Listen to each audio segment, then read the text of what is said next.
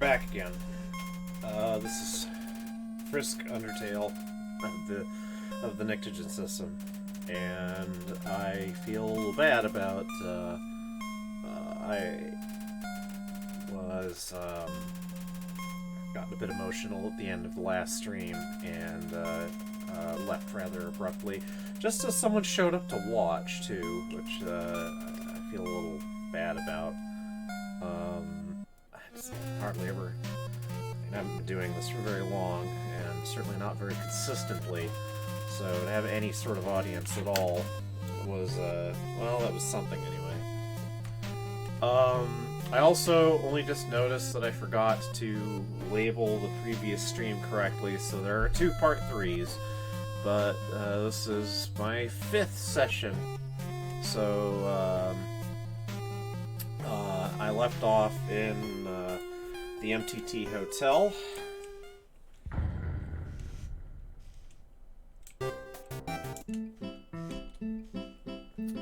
And I'm going to, well, let's have a look around the immediate vicinity first. But I was about to double back and do a few things. So yeah, this is Metaton's big business down in the underground, whether people like it or not. I have to say,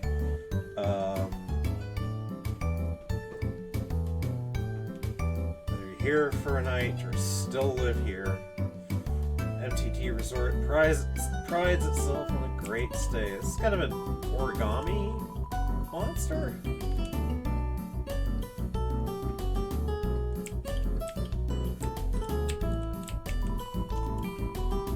Okay, Royal Memorial Fountain. Built at 21x. Well, it's a momentous date, so to speak.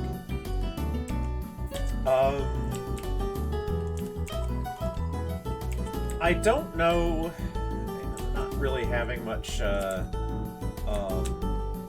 connection to the Undertale fan base at large, which you're gonna think is rather strange for a fictive like me, but yeah, well, you know, Chara, Azzy, and I, we've kind of gone our own way as fictive members of a plurality.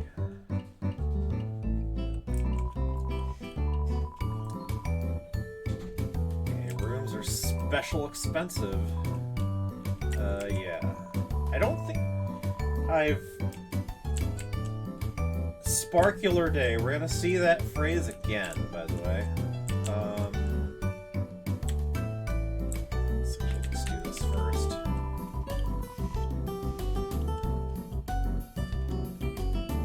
Sad dragon.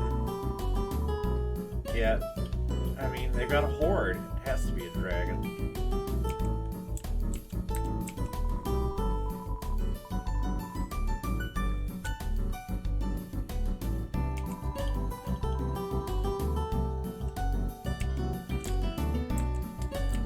Yeah, the elevator is messed up for a reason. It's part of the disruption that's caused by well, by my presence here.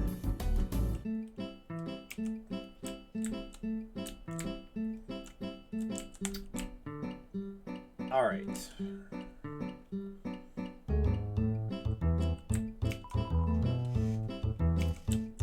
Yeah, well, you know.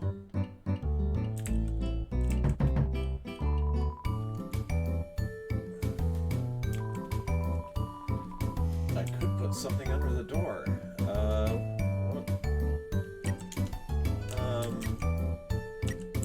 What do I have? Well, there's a couple things that go, so, well, we'll get to that.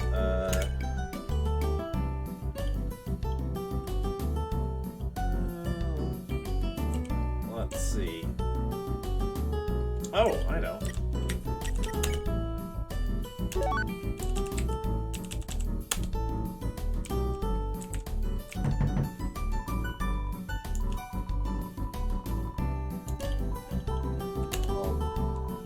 Oh, wait, it didn't... let me choose. Okay, so White Paw pulls the hot dog in. Oh.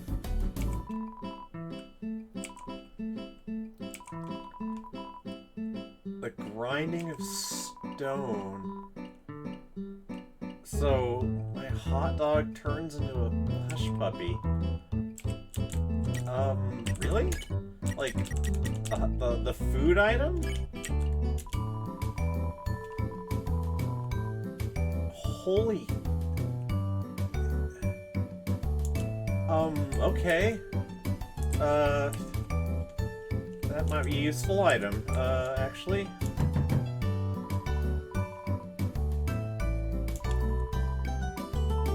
Yes, I do have a cinnamon bun.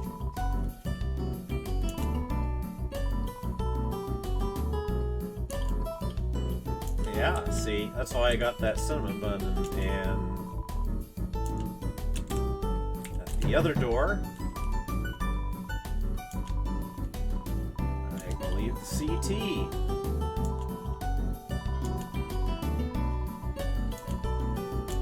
Yep, how much money do I have now? I'm gonna need a bit of money. I might, when I double back, I'll pick some up. I have some things I can sell. Okay.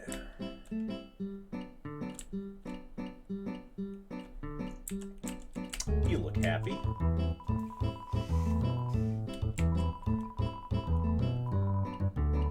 Yeah, so this is what I was talking about Metaton deciding to imitate all of the worst aspects of human commerce down here, and I don't know if it's a deliberate theme exactly, but so you may remember from way back in the snowy wastes outside of Snowden that we ran into a snowdrake who told bad puns, and well, this is that snowdrake mentioned mentioned a father, and well, this is father right here. Yep.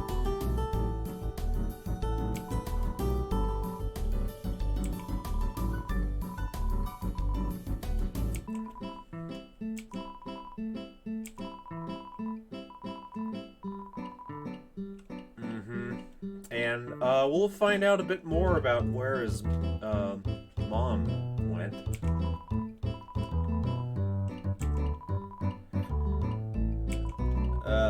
That's... yeah... well...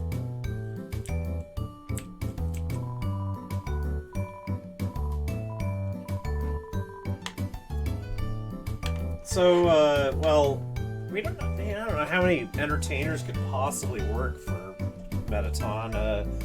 I'm guessing the dancers, I mean, comedians, dancers, Sans. Sans tells jokes, I suppose.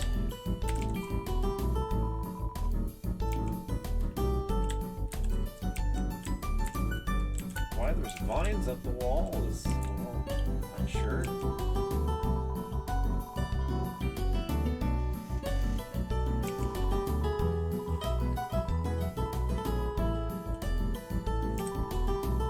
Yeah, I mean, there isn't any other celebrity down here.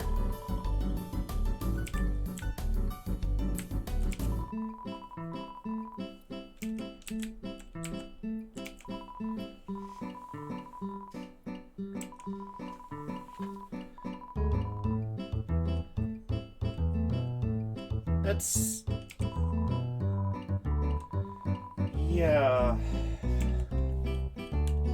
it's curious that, it's a curious bit of behavior.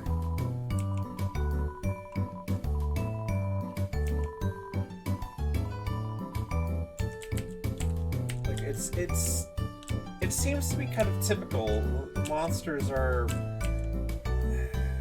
They seem to be very good at trying to make the best of things, even if that makes the situation kind of ridiculous or pathetic.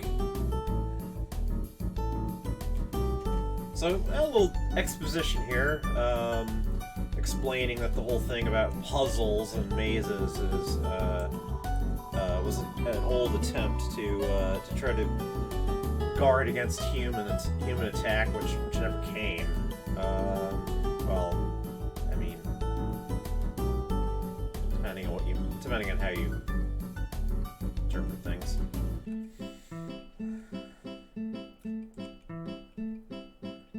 Some awful tradition. Yep, like what I was saying about kind of monsters are good at sticking it to what they know. So yeah, this is a core technician, and I think the only such person we come across. It's like, yeah, the core's getting all swapped around all of a sudden. I don't know what's going on.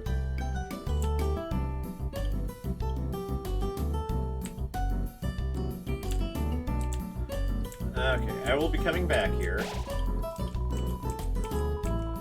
But right now, you may remember that if you saw the last session that I bought a key from Braddy and Caddy up there. I am now going to use that key. Oh, wrong, didn't want to go there. Let's see. What's the way to do this?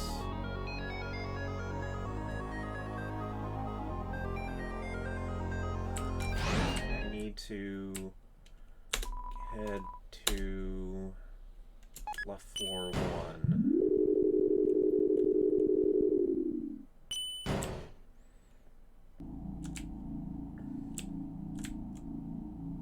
Yes. Alright. Notice that I'm outside the lab.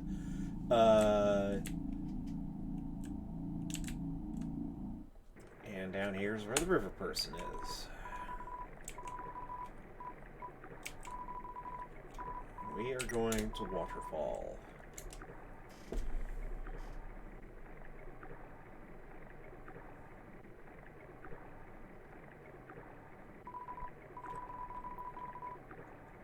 What is a game I could play with a dog?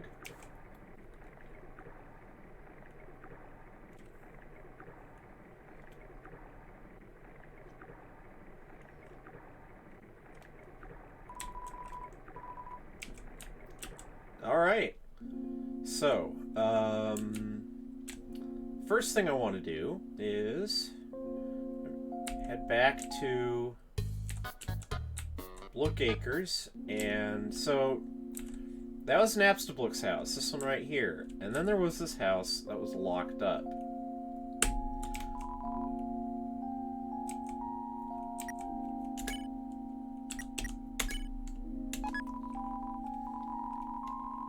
Yep, that mystery key goes to this house.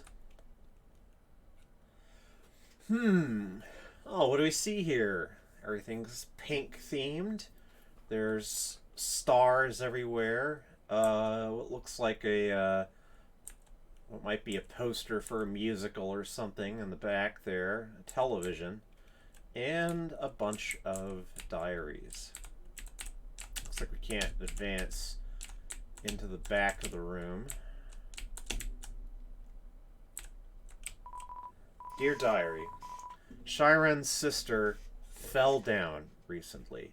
So falling down, by the way, is something that's going to come up again. And basically, when monsters die, they don't die all at once. They become catatonic, comatose, essentially, when they've reached the end of their life. And why that... It's not clear to me what controls the lifespan of a monster. It doesn't seem to be like we're kind of used to organic beings kind of tending to be constrained to a certain lifespan, at least approximately. But I mean, there's some monsters that are real old, and it's possible that monsters will just fall down uh, because they lose interest in living, and um, there's no real there's no real obvious indication of this in the game, but we tend to have a sense that because of the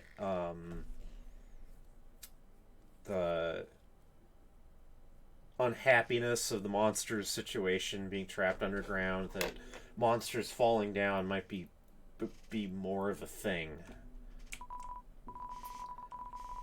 And remember, Shyren was the a monster that we ran into earlier in Waterfall, who we could sing with.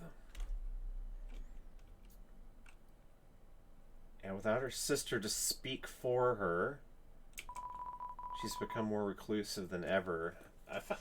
That's kind of interesting. Like I don't know if I'd ever quite caught that detail before, as though Shyren is not able to communicate other than by singing.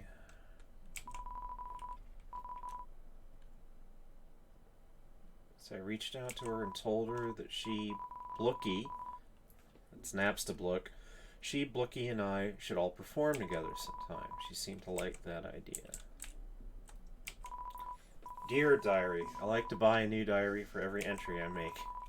I love to collect diaries. Okay, well, I guess that explains this. Dearest Diary, our cousin left the farm to become a training dummy.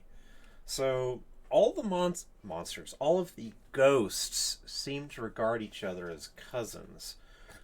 And where ghosts come from is unknown to me.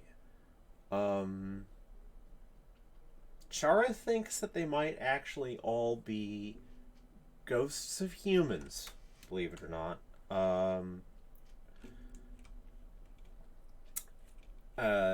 And that possibly, well, we'll see. You'll see. So, I mean, we met a couple of different animated training dummies already. I mean, particularly Mad Dummy, and Mad Dummy talked about their cousin, and that might be Napstablook. And it seems like all of the ghosts have gone. But they've all joined with objects, basically become corporeal. Blookie asked me if I was going to try to become corporeal too. They sounded so resigned. Come on, Blookie, you know I'd never leave you behind. Well, and besides, I'd never find the kind of body I'm looking for anyway. So, whoever is keeping these diaries doesn't simply want to join with any old object, I guess.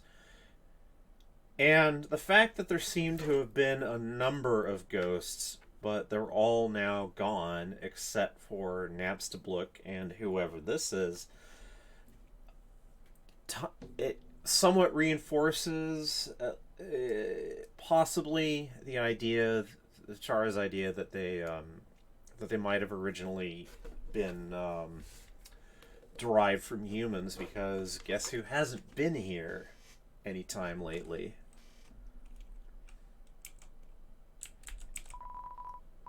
My darling diary, I met someone interesting today. Last week I posted that advertisement for my human fan club. Today it was our first meeting. Only one other person came. Honestly, she's a dork, and she's obsessed with these awful cartoons, but she's kind of funny, too. I want to see her again.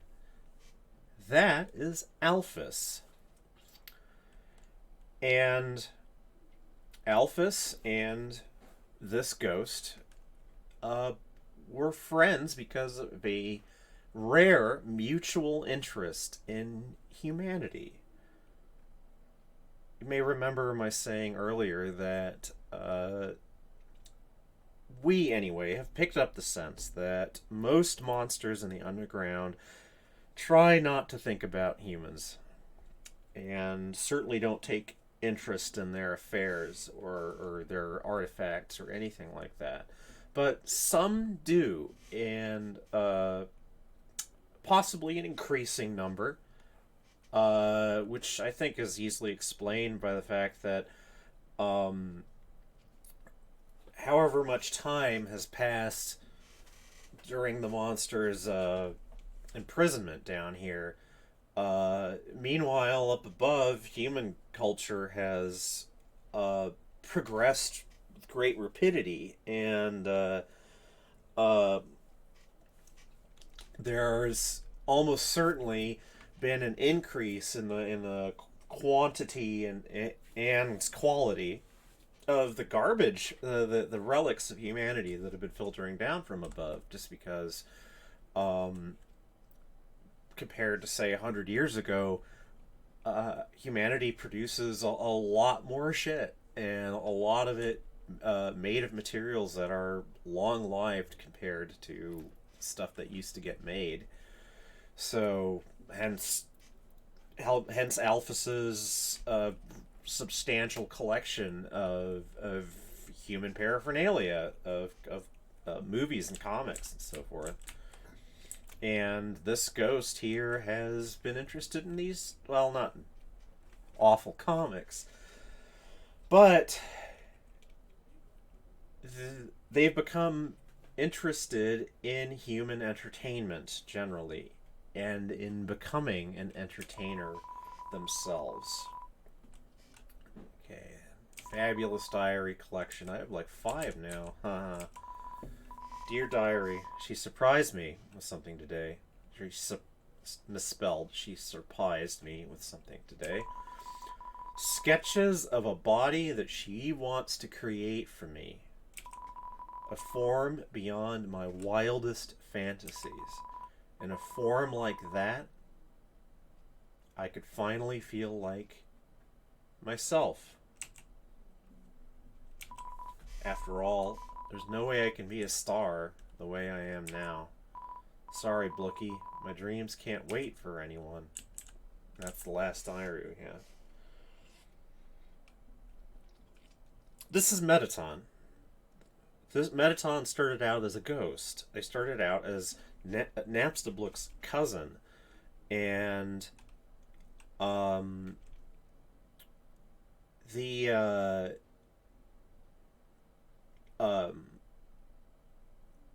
all the talk of Braddy and Caddy about how Alphys claimed to have created Metaton, but yet Metaton acted like an old friend, and like being created was his idea. That's because Metaton isn't really a robot. Robotics are involved, but the reason that Metaton is who he is because he has been inhabited by a former ghost. Now, I'm going to give a little bit of trivia that only comes up in a genocide play, and we've never seen it for ourselves. But if in the genocide run I should say when in the genocide run you fight Mad Dummy, they get so angry that they come to, like, I don't know exactly what happens, but they have such an emotional cataclysm that causes them to join as fully and completely as possible with the training dummy that they inhabit, and the implication seems to be that a ghost can inhabit a material object in a kind of temporary way, but that if everything goes really well, then they actually fuse with that material object, and then they basically become a fully the realized monster. Uh, and anyway, in this fight, genocide run fight with Mad Dummy, this happens to Mad Dummy, and then all of a sudden they're happy now. They're glad Dummy, but the thing is now they're a lot more vulnerable too. And One can hypothesize that this is what uh, Metaton kind of is. Alphys, or basically Metaton, or the ghost who is now Metaton, didn't want to just, inhabit any old object. They wanted a body that of like a certain they wanted to be something definite, and they thought it was impossible. And then they met Alphys, this brilliant self-taught scientist, who said, "Yeah, I can design this for you. I can build this for you," and that's why they're friends.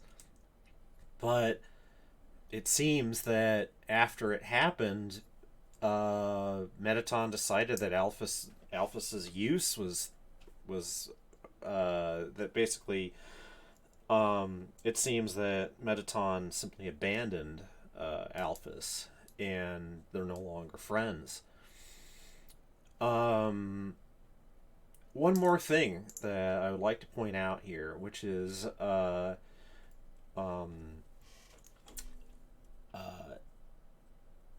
the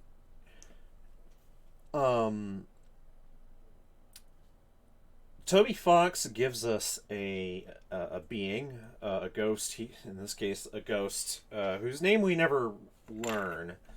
Although I'll try to produce like Papyrus, if you call on the phone, makes a certain comment about it. But in any case, this ghost does not feel like himself until he is able to gain a new form that matches what he feels himself to be.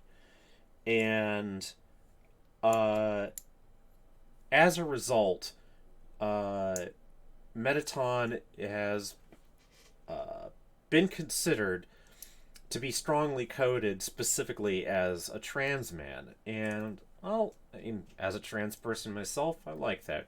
I like that interpretation. Anyhow,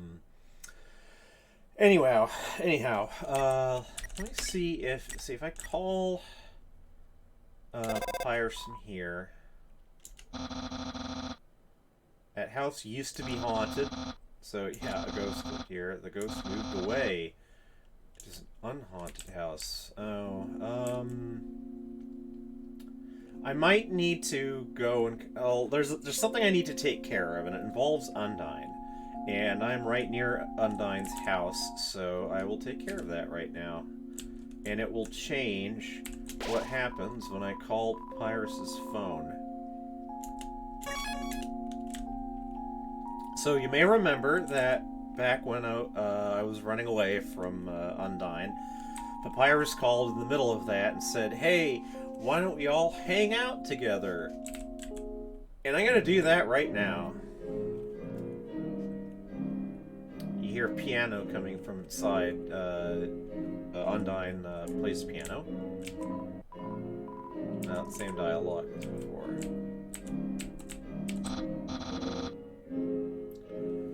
Hello, Papyrus. Yes, I'm ready to hang out with the fish monster who tried very convincingly to kill me.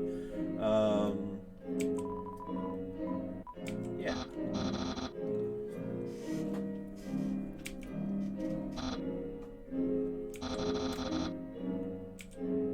Yay. I'm sure she loves him.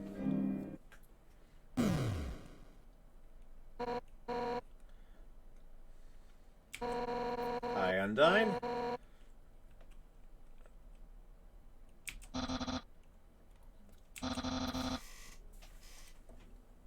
So remember, yeah, remember me? I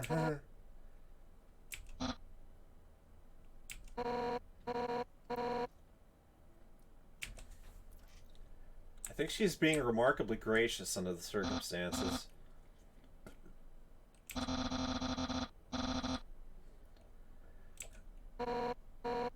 Yeah, like, Papyrus, you didn't even hand it to me first, so that I could pretend that the bone was mine. Not that it... Yeah. As you can see, there's quite a few.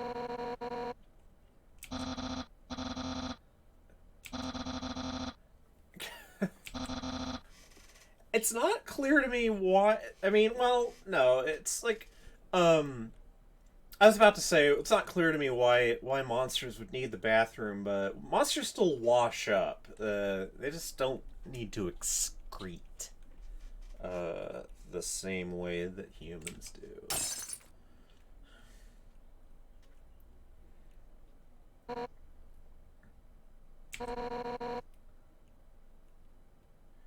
Well, I'm here because Papyrus wanted me to be here. No.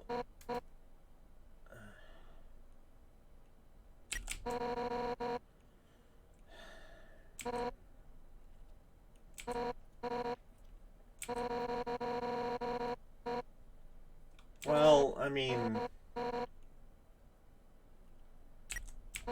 Yeah, like, let's be realistic here.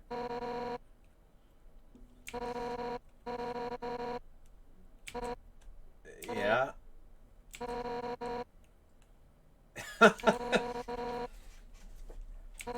I mean, I know we're gonna be friends, so... Besties!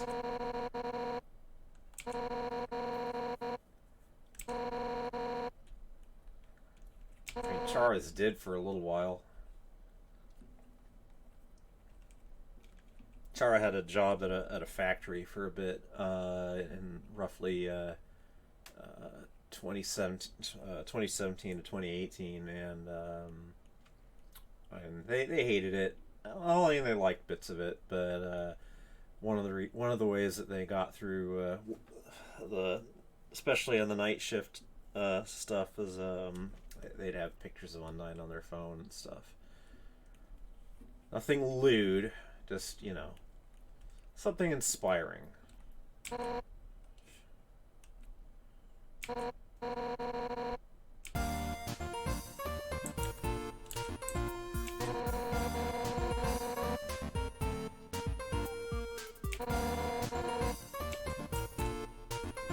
Yeah, I guess it's something that Papyrus has done before.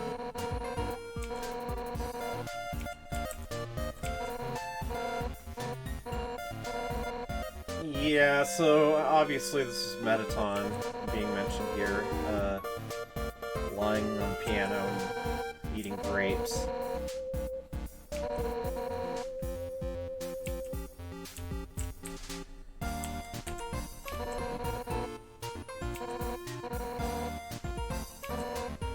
Well, maybe one nerd.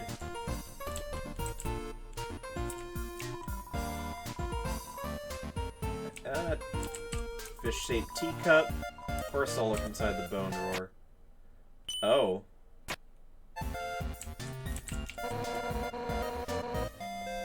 Yeah, here's an MTT appliance. I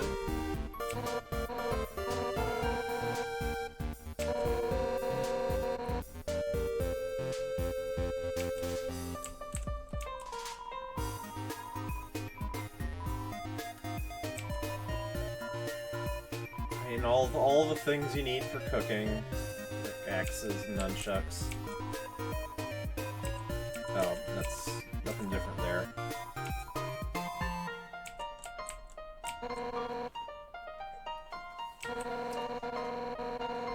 So yeah, Undyne's fridge is a hot cabinet. Like, mind you, a fridge that we're just permanently stocked with like those you know, cheap burgers and chicken sandwiches that you can get at the 7-Eleven and whatever, yeah, that wouldn't be so bad, now would it?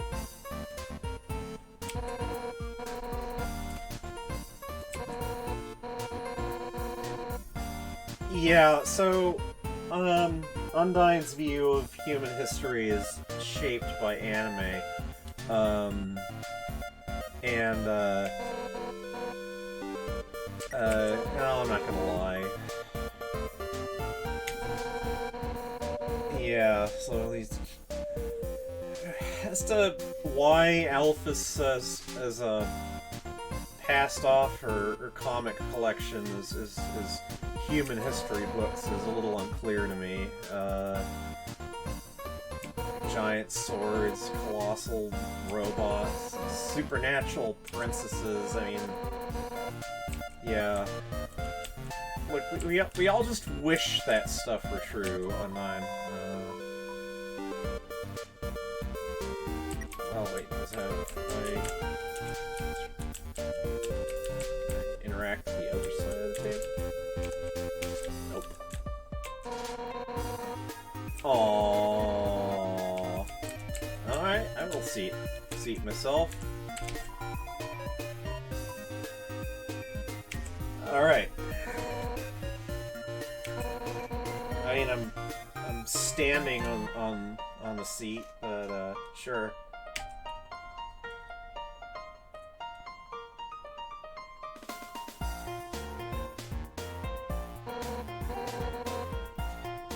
Well.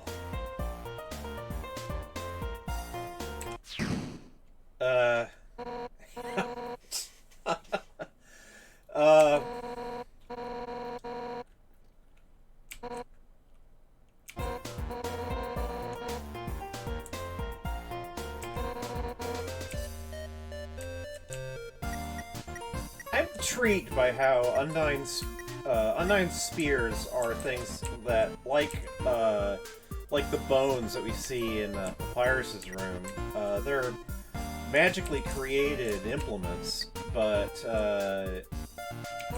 they can persist. No, oh.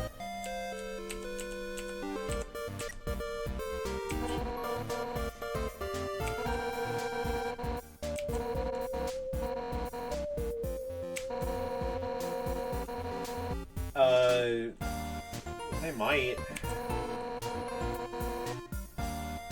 That might be true. Aw. Get soda.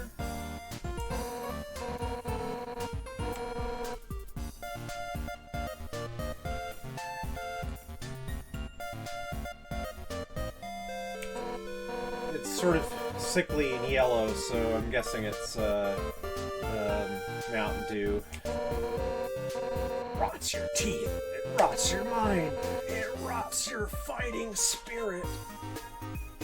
And you know what? We don't drink soda anymore in this household. Not really. A little bit here and there, but yeah, mostly we're soda water for us. Or is water.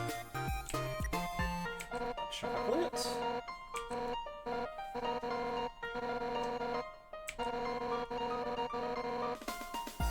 Yeah, I kind of wonder how on earth, how chocolate can't be too common an item down in the underground without cacao, and I suspect that this is another case of some devious technology being applied to make a substitute.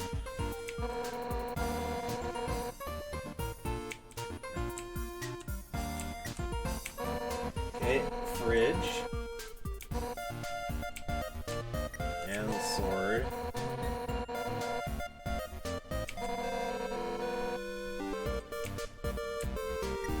And finally, the blatantly correct choice.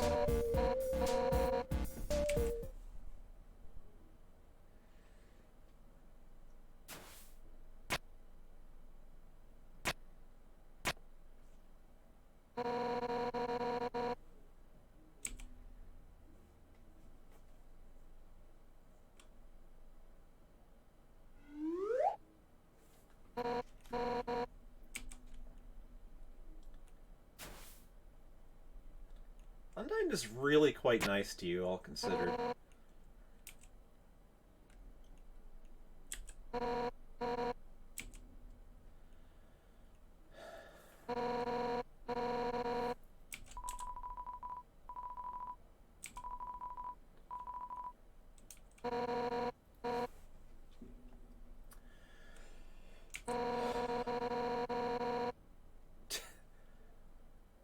I mean, she's trying a little too hard.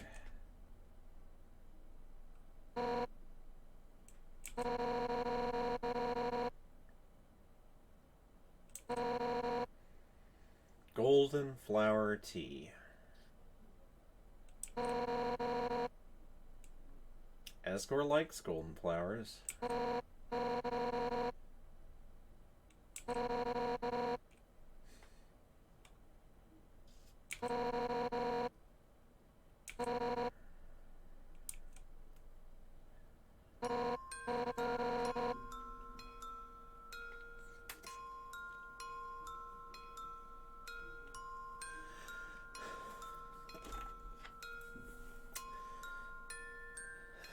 Undyne,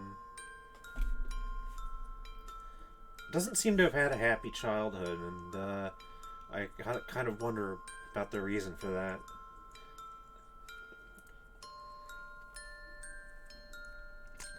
Everything that you see about the monsters,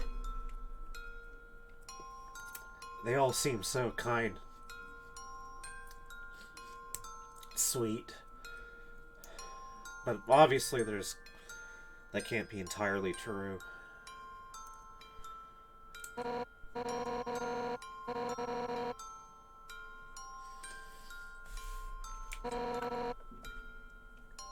And, for whatever reason, Undyne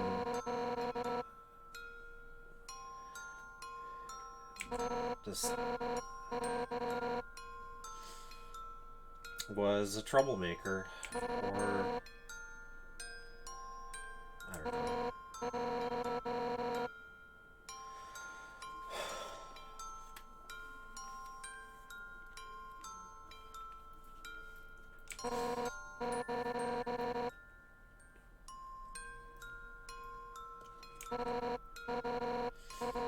And that's the reason that she's become head of the Royal Guard, is because she was so scrappy and, well, determined as a child that Asgore, I guess, decided to take him to take her under his wing. Chara used to know an Undyne.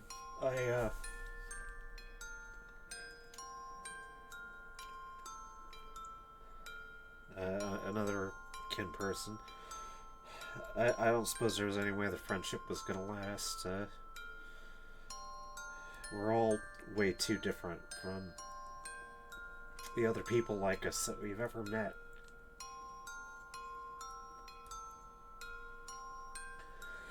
But she spoke of regarding Asgore as a father.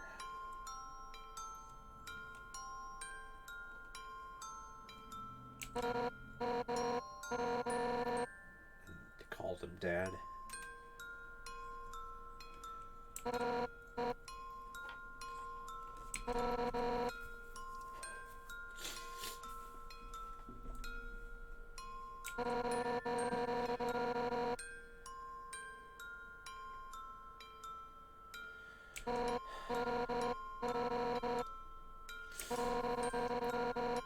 Well,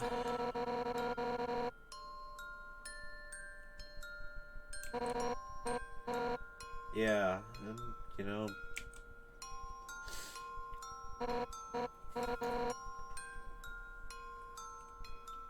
you may remember the story from earlier in the game about Sans telling the story of Papyrus just camping out in front of Undyne's house until she finally relented and decided, okay, I'll train you. But yeah, she admits that she doesn't think Pyrus is ever going to make a guard person.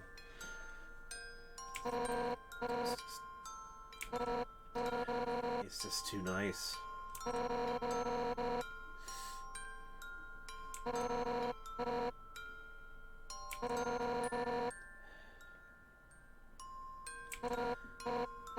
And if Undyne doesn't regard herself as innocent and nice, then kind of wonder what shaped her into what she is. We've encountered fan writing where Undyne is conjectured to have fought with humans before, but I don't think that can be true. Her surprise at seeing a human for the first time seems too genuine. She's obviously, to my mind anyway, not encountered humans outside of fiction. And so who she was fighting all this time, I don't know.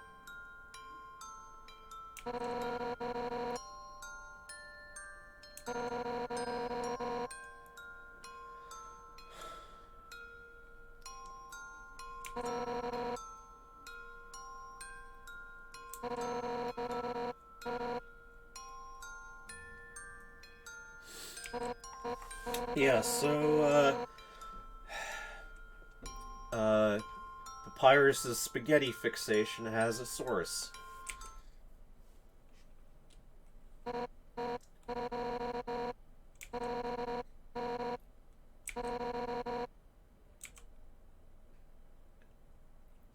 And suddenly the penny drops. That's right.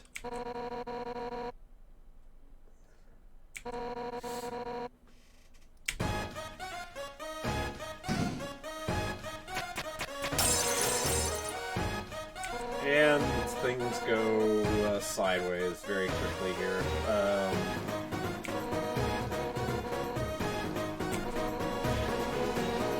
That's right.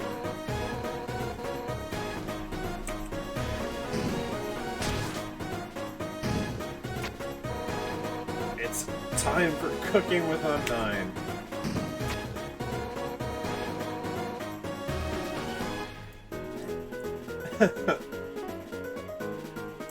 Yeah, so, vegetables may well be my greatest enemy, but, you know, can't bring myself to smash vegetables on, make a mess. Stop hitting the enemy.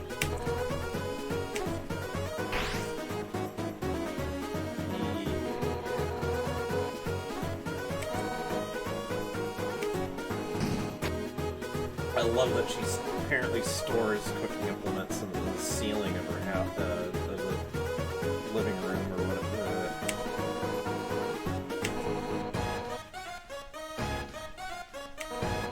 Well, at least we know there's grocery stores in the underground. Now,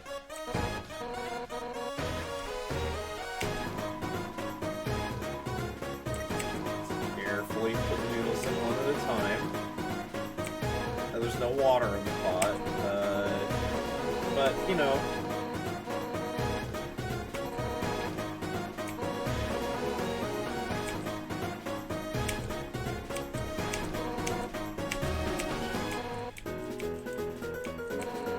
yeah, she's... Let's take care of it for you. A handy spear there. Spear can be useful around the kitchen.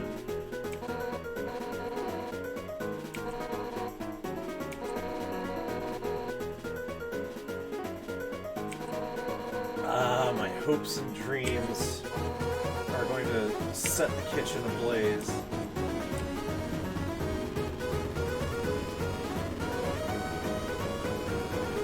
Hotter and hotter.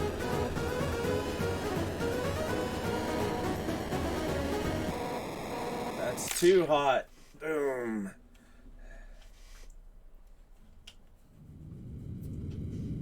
Now, you may remember Metaton talking about how his brand ovens reached 9,000 degrees, so you know, it seems to be literally true.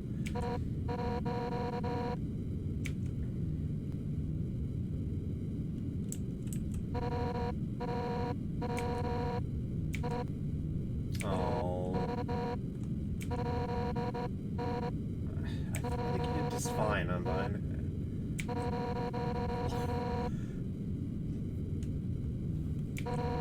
Look, I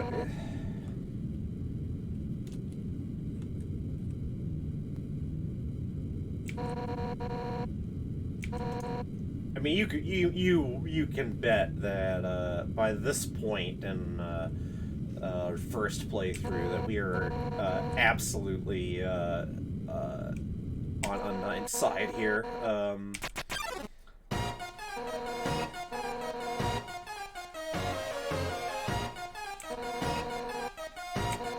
You succeeded.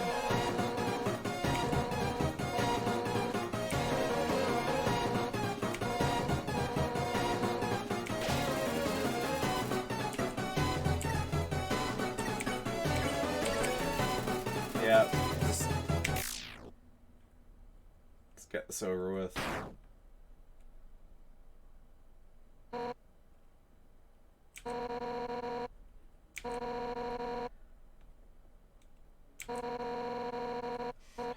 Nope. Sure can't.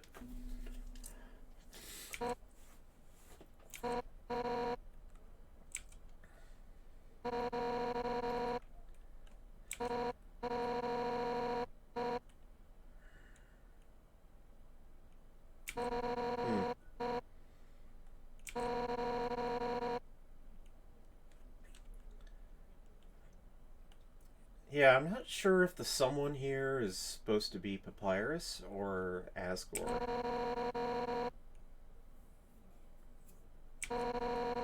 I mean, she's described Asgore as a big wuss already, so this might be Asgore. Just like him. But it might be Papyrus too. But the fact that she then brings up Asgore in the conversation immediately kind of suggests that maybe she means Asgore here.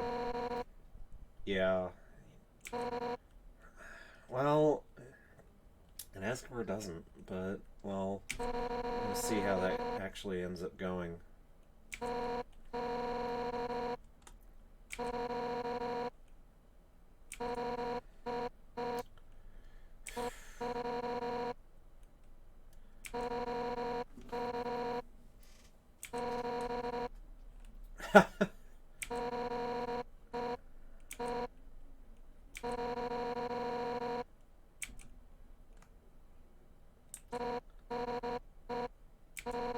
So,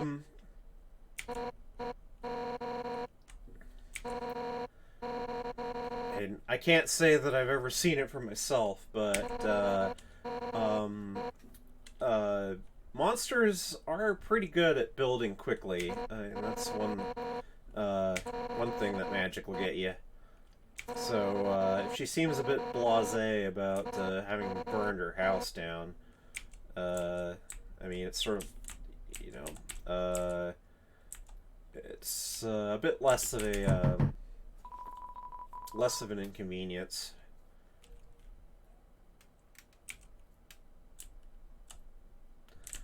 Okay, well, that was the date with Undyne, and now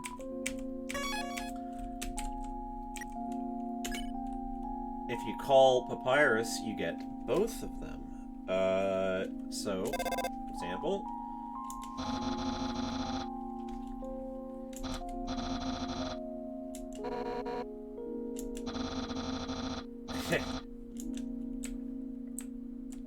now I think we might get something a bit different when we, let's see here. Let's go here. Let's call.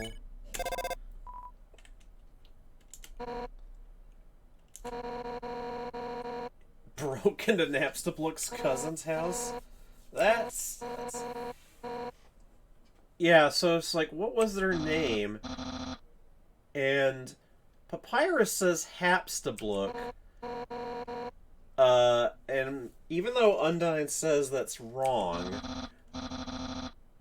Yes, it's not wrong, it's just my headcanon. Little lampshade there, har har. That I believe that at least some Undertale fans have taken Hapstablook as more or less canonical.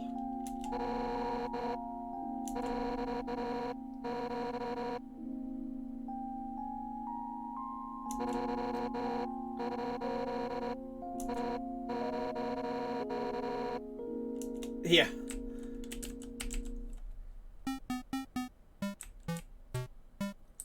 Say hi. Yeah. Hapstablook is busy now. I don't know why I'm doing that. So... Nope. Okay, so that was the thing that I actually needed to do in order to get to a later part of the game. We'll make that clear. I keep forgetting about that damn cursor. So now I'm going to go to Temmie Village because I would like to pick up a bit of money that I will need to buy some very expensive food, and that will be clear later. But right now I have a whole bunch of items that are of no particular value anymore. So like old weapons and stuff. Okay, faded ribbon, bandana, lace shoes.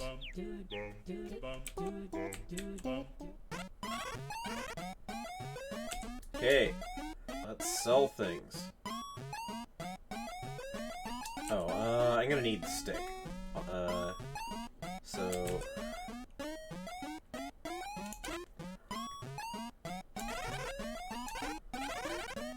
Yeah, so, every time you... Or not every time, but every 8th time, I believe, that you try to sell something at the temp shop, they do this whole thing where, you can kind of haggle a little bit.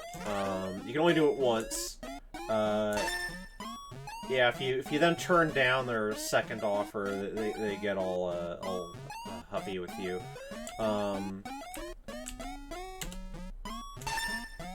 Let's see here.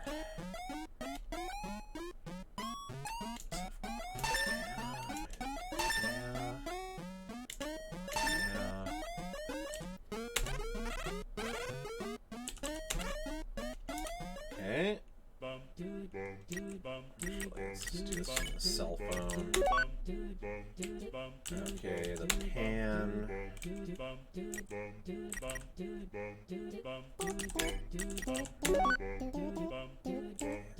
Tutu.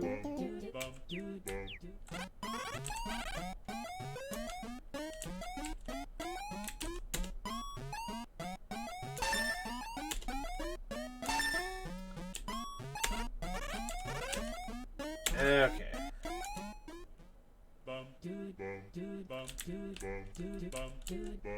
And that, I think, ought to be enough.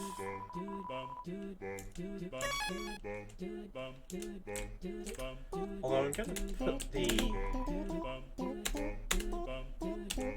that Hush Puppy, I think, will be more useful at a later stage of the game.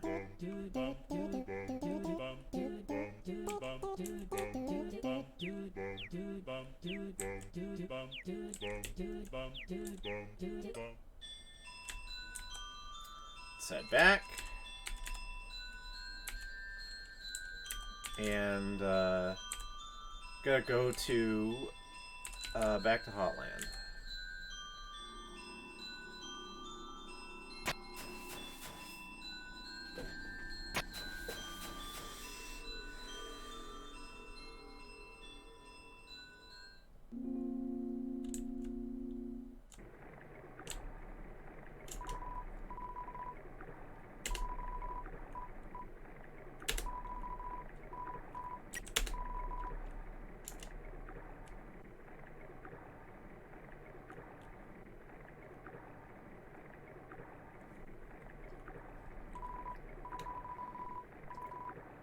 Tra-la-la.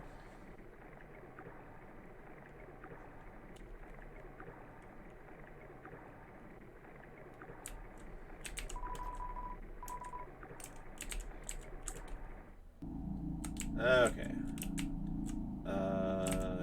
Need the elevator. And it was... Right, floor 3. Takes us back to the area of the MTT Hotel.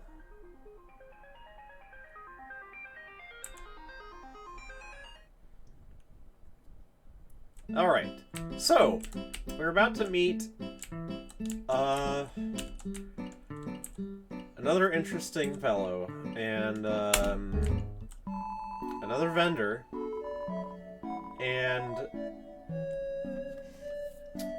this is Burger Pants, real name unknown, and, well, so...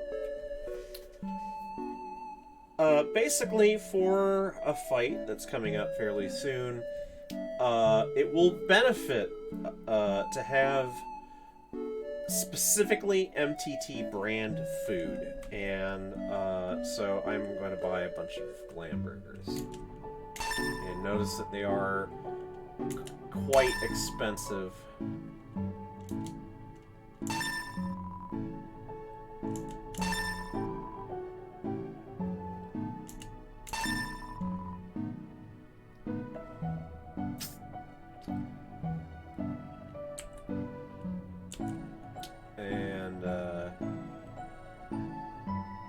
See, I have room for one more, but yeah, there's like you can pick up a glam burger for free later, so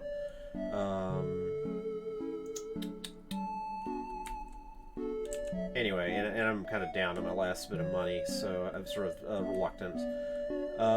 Anyway, oh yeah, what happens if you try to sell things? Yeah, you might be able to tell that Burger Pants is kind of highly strung, and,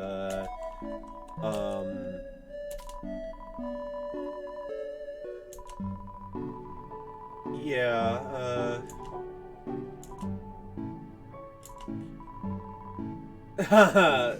so, well, he does want to talk, though, and,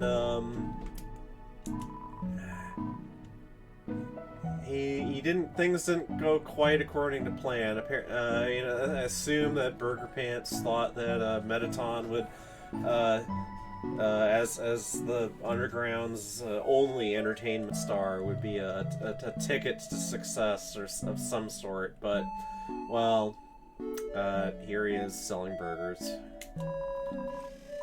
and smoking a joint. I mean, there's no way that's not a joint. I'm getting on in years. I mean...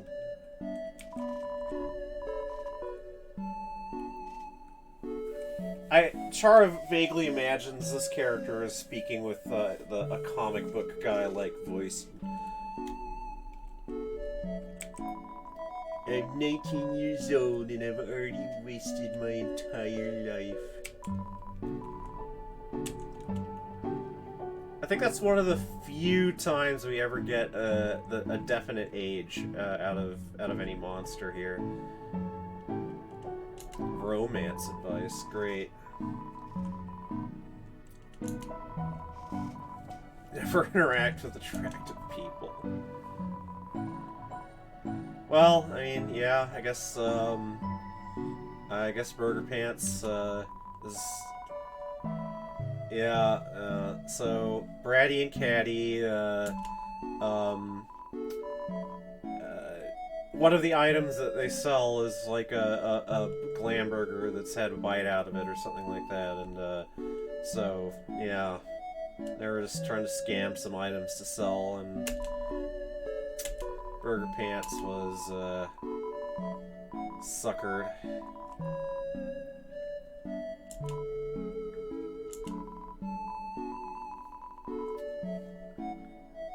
And it did go well. hamburgers in my pockets, tumble down on the ground. But his pants fell off. Yep.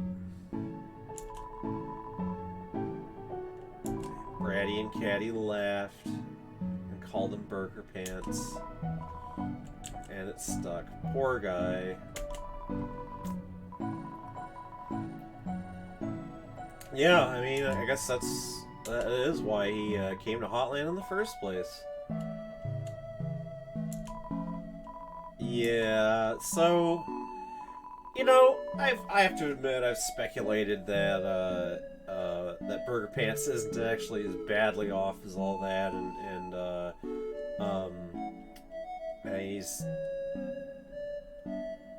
but like, this place is a labyrinth of bad choices, kind of, that's...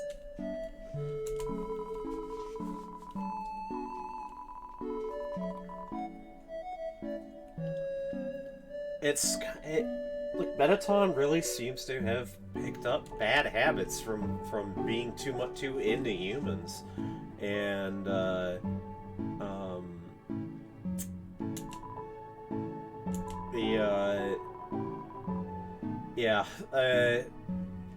I guess monsters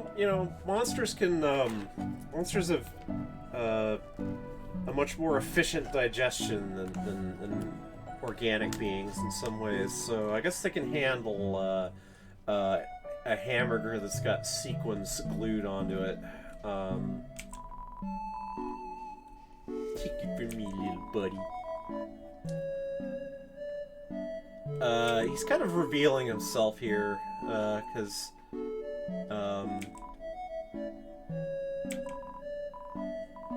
he admits that he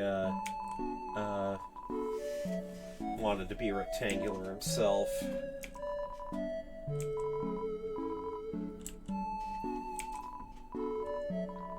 Future? What future? Nothing down here ever changes. Well, and that's it's kind of the story of the underground.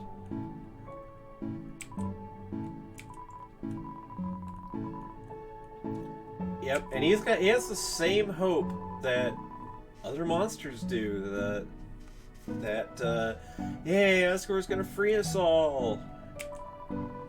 It'll be a brand new world. Or maybe he'll just end up flipping burgers again.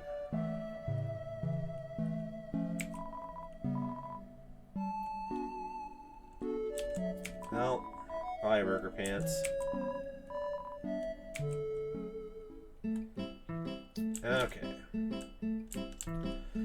Well, we have our glam burgers, and once we leave MTT Hotel, that elevator doesn't work, remember? And the core is next. There's something I'm going to say here that's not going to make a lot of sense to most people, unfortunately. I've talked about plurality a little bit. I've talked about the feeling of being a fictive character, soul-bonded, as the term goes. And there was actually a definite moment when that first kind of just happened to us. And it was an abrupt shift in our internal perspective, if you will.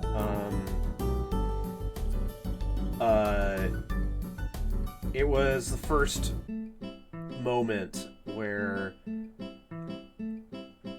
Chara specifically felt that they weren't simply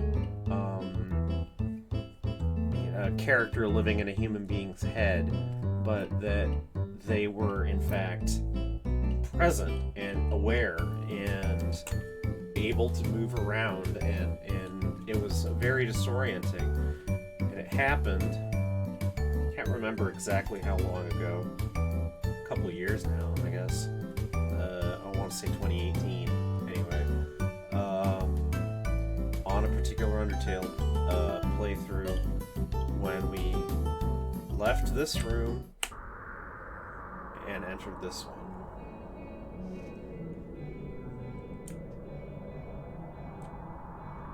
Because the core is right ahead. And why that shift should have occurred here is still... We're still sorting that one out.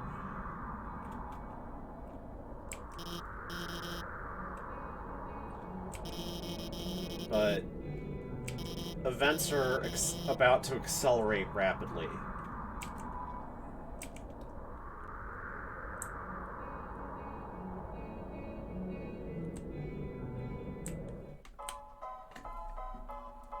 And one of the most energetic tracks on the Undertale soundtrack picks up here. This music is called simply Core.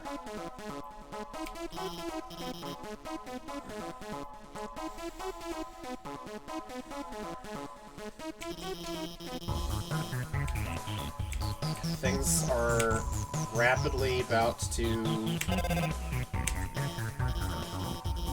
Yeah, whatever illusion of control Alphys has thought she's had over the situation is vanishing. Yeah. So it is on my map. So all that moving around, remember that technician in the hotel talked about? That was not occurring with Alphys' knowledge.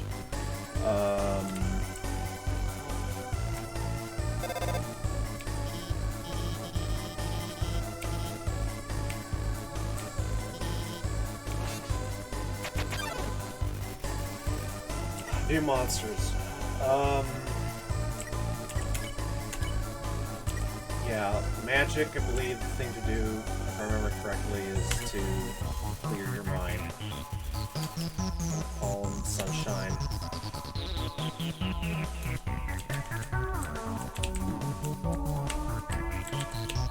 The fact that the attack involves a little cross, I find rather curious. Can't do yet.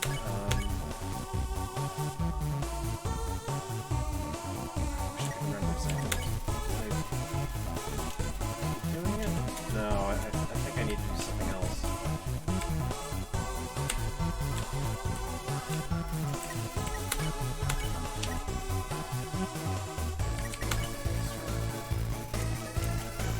Oh, alright.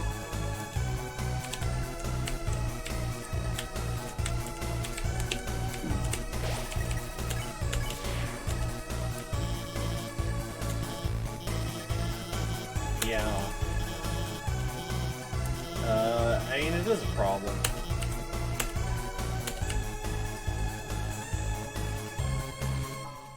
Oh, I'm gonna do one thing here.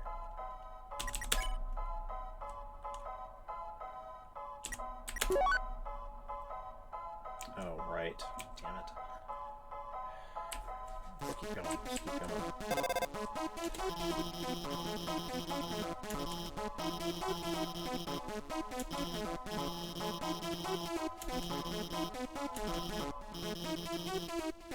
Alright. Damn it! Speed that up. Yeah, it hurts, not too bad.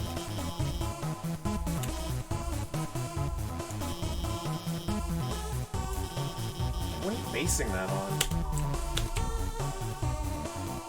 By the way, notice how kind of beat up the place looks. Just like exposed wiring and stuff. Right.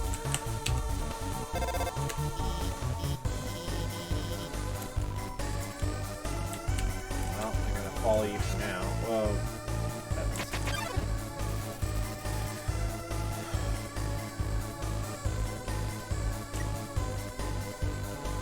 So, night-night,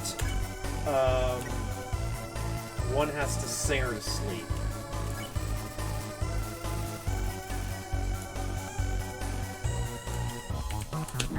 God.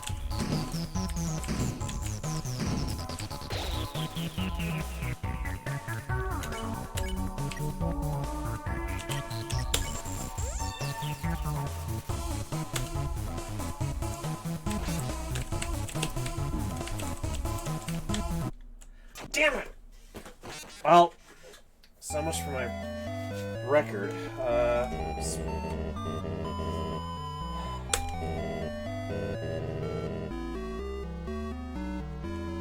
Well, I died.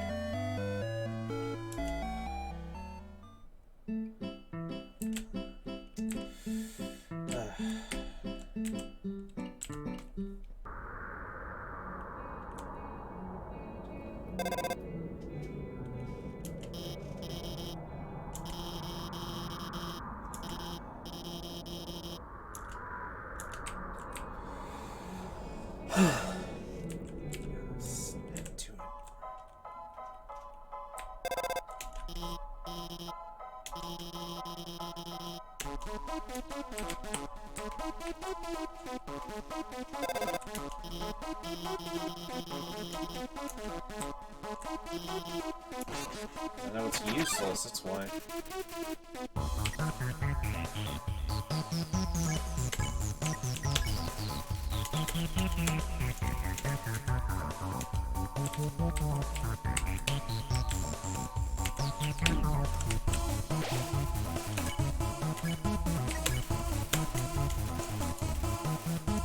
Probably should have just talked.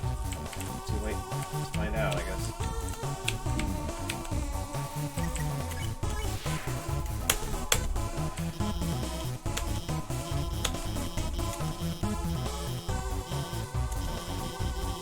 Alright.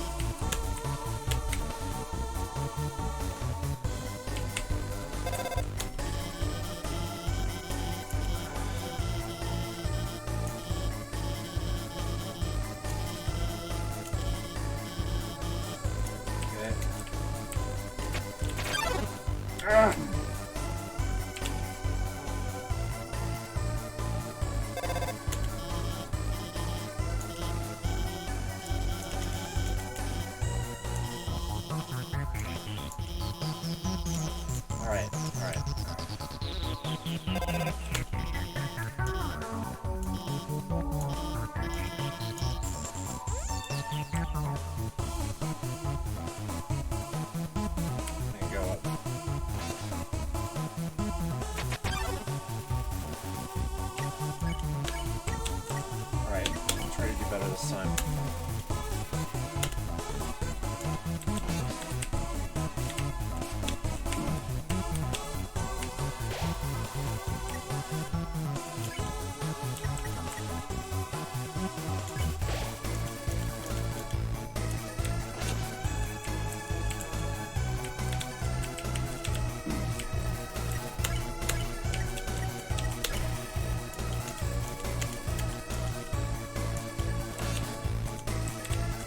That was my one non-Glamburger item. I don't like that. Please. I'll sleep. Thank you!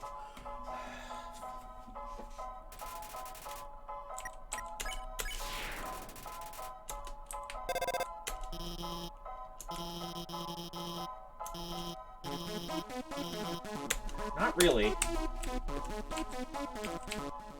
don't think there's anything you can really interact with.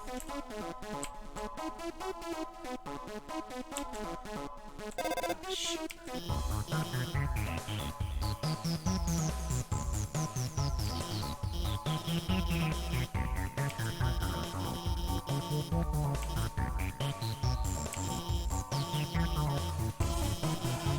Yeah. So control over the cores been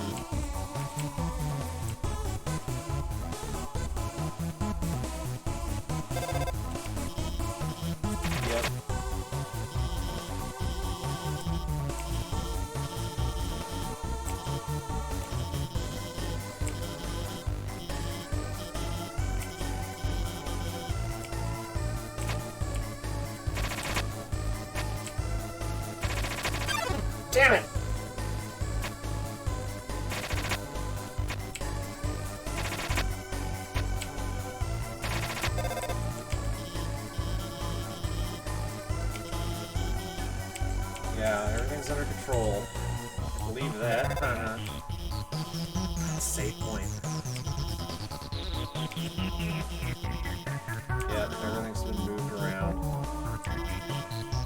More exposed wiring.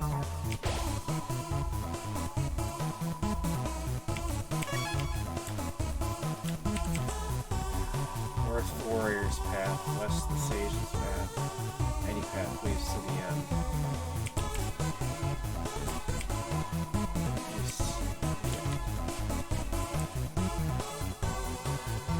So, remember Ice Wolf and those blocks of ice? They're coming here. They're cooling the core.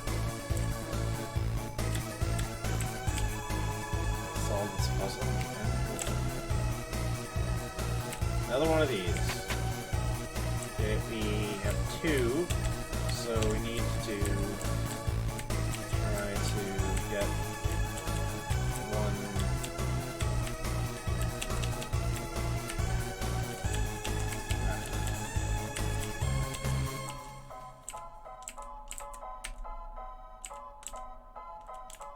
There we go.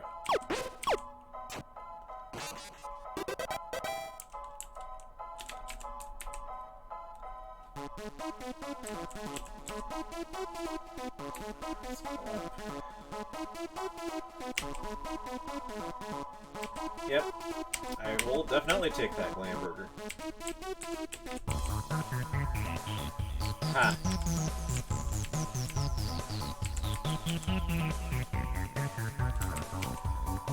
Traverse the northern room and the end will open.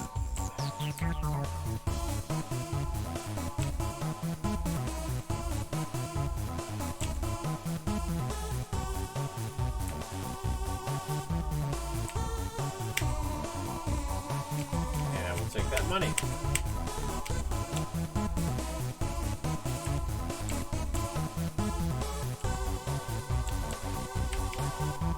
I cannot fight. With patience, I will make my way through. I'm going to repeat that to myself. This is the end.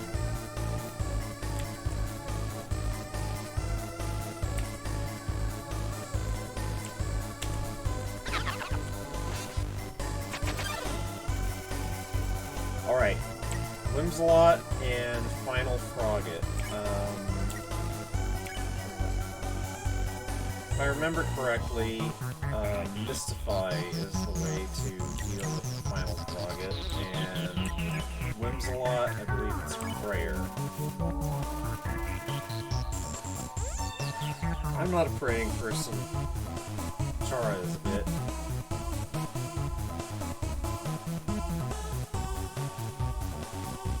I've never really been able to bring myself to believe in much.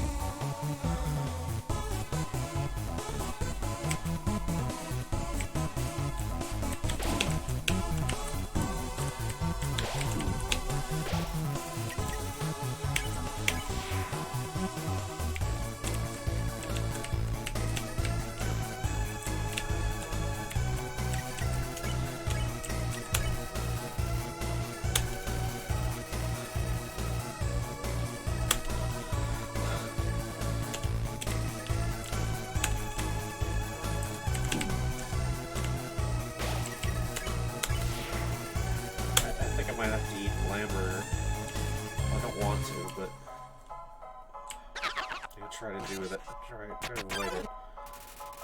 Oh no.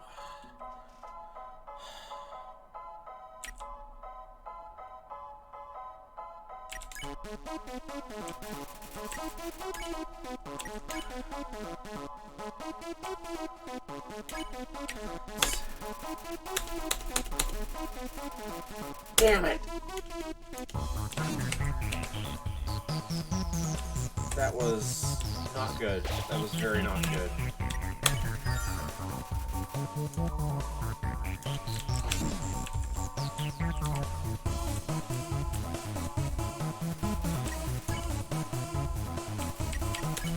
Oh.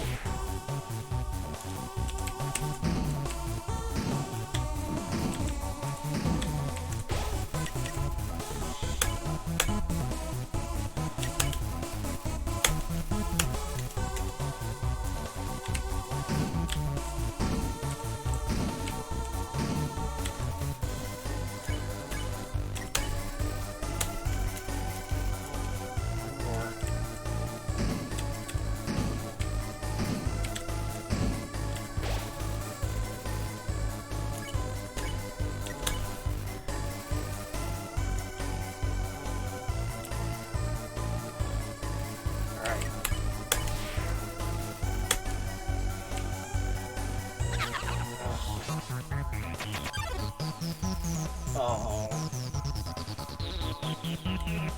Alright, one at a time. What else can we do?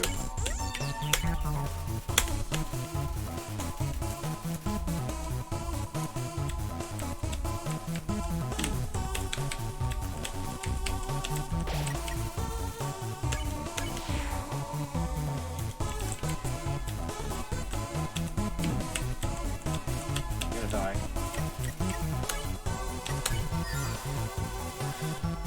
Didn't want to eat another one.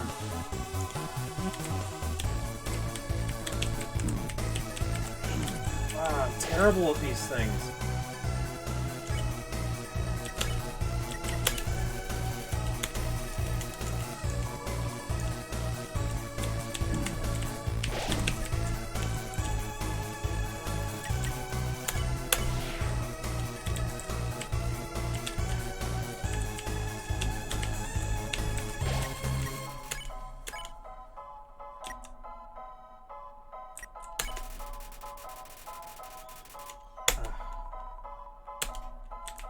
Oh, I have? Oh, great. I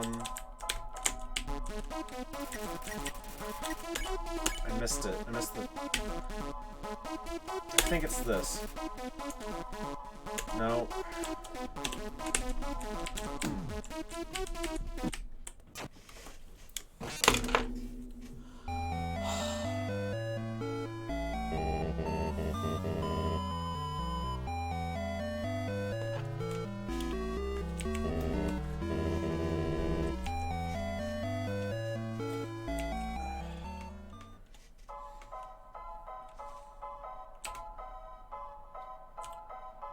Really?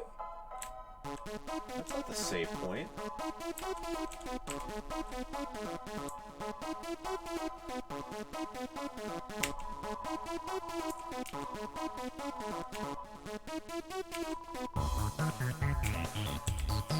I'm a little baffled, but okay.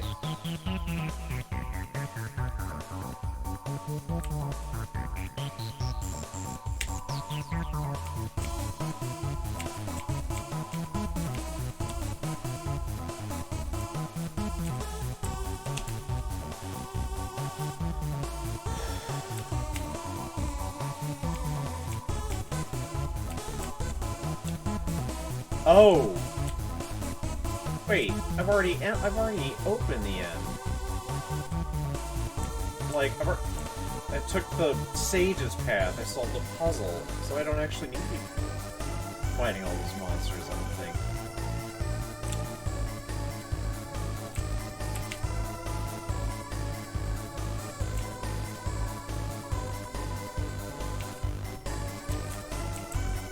And that's... Oh, I cannot fight. I cannot think, so neither warrior nor sage.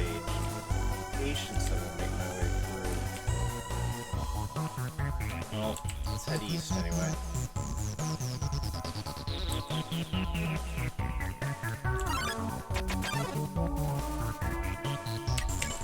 Okay, check.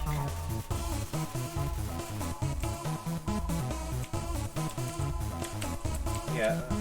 See, that's why I went with pick on me as the sort of default thing.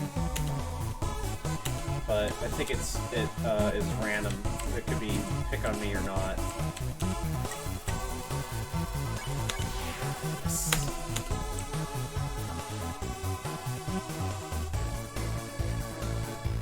Good.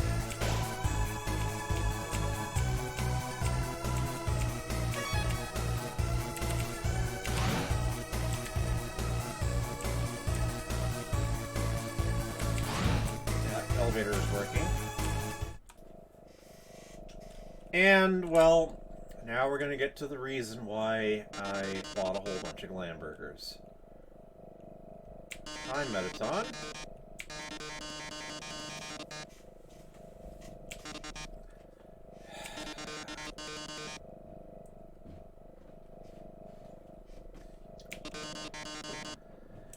So, yes, the whole business with Alphys saying that she'd been trying to reprogram Metaton and something went wrong. That was a bit of a lie, and this has actually been all arranged between the two of them. Now, Metaton is saying... Metaton is going to put all of the blame for this on Alphys. Chara, for their part, does not believe this to be true, and thinks that Metaton found out that Alphys was trying to rescue me, trying to rescue Frisk, and blackmailed Alphys into involving him in this scheme, because basically he has an ulterior motive. He wants to kill you, and he's going to tell you why exactly. Not yet. And that's true enough. Also true. Well, I mean, I think that's true up to a point.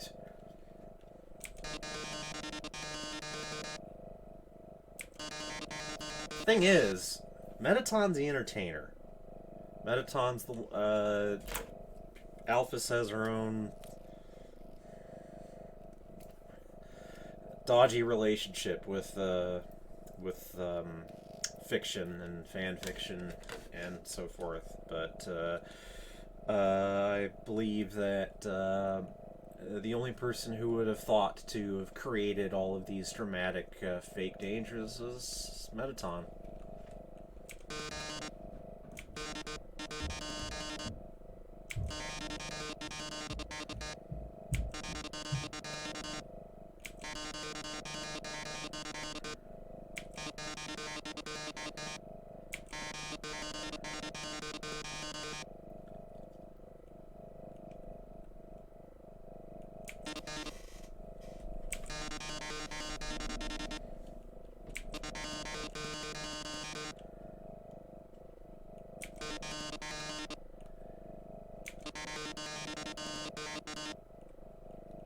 So, what Metaton most wants is to entertain, and the thing is, he doesn't have much of an audience down here in the underground.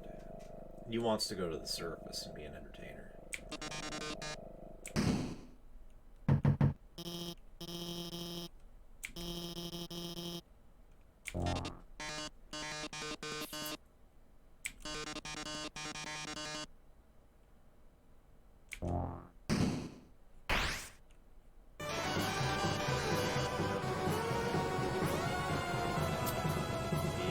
Yep. Real drama and bloodshed.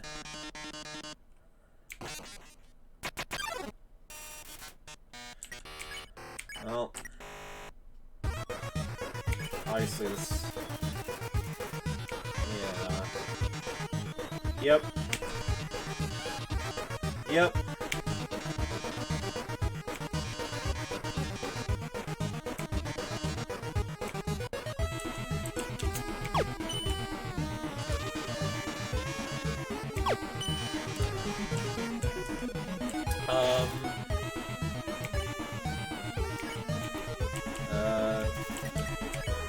Mercy? You're right about that. I am terrible at this. Ah.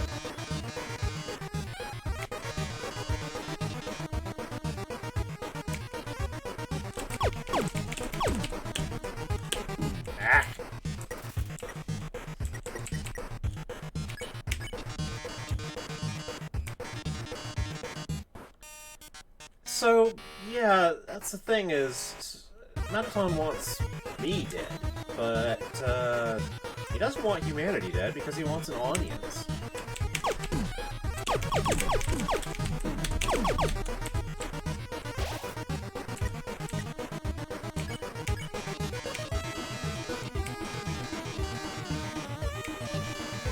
Yep.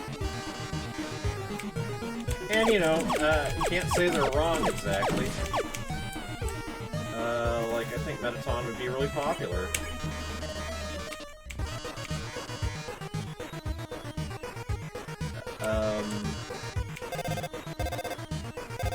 Alright, I'm hurt bad, but as you're gonna see...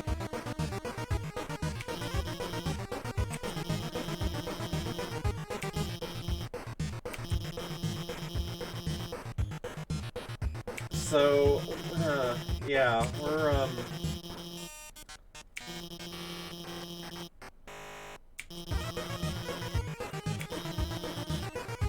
yeah, you'll be vulnerable. Well, we're gonna find out exactly what that's about.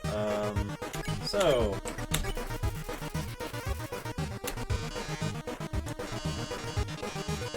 Yep. I pressed your switch.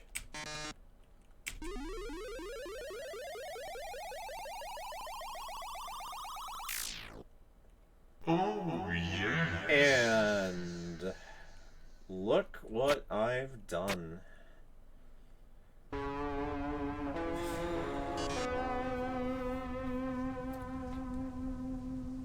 Oh my.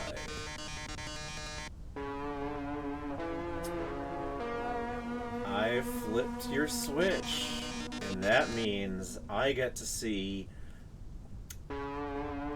Well, remember we were in Metaton's Hatstabluk's house, and a diary talked about Alphys coming to them with a design for a new body. That wasn't the rectangle, which was, as we saw, was obviously just like a generic control panel of some sort. Prototype, I guess. This is what Alphys was working so hard to create.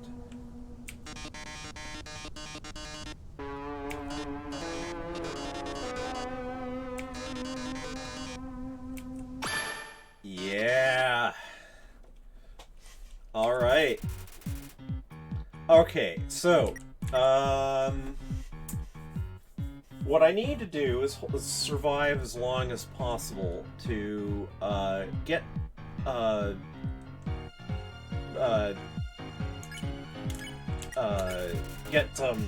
Metaton's ratings up, and posing dramatically, especially when hurt, helps.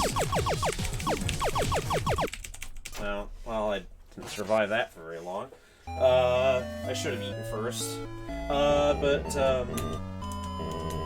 Yeah. But after being so good, well, good for us anyway. Fortunately, we won't have to go through too much of this rigmarole.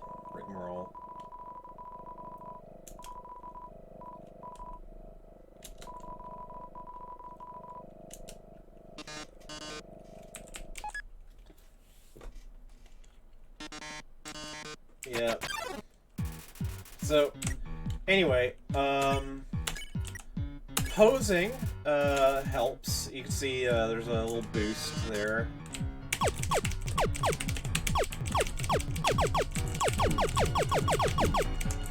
And getting hurt helps. And boasting helps, but heel turns hurt.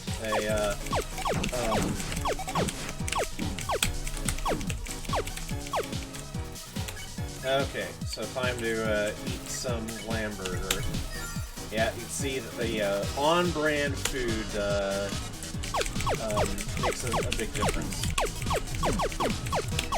Not doing this correctly at all, am I?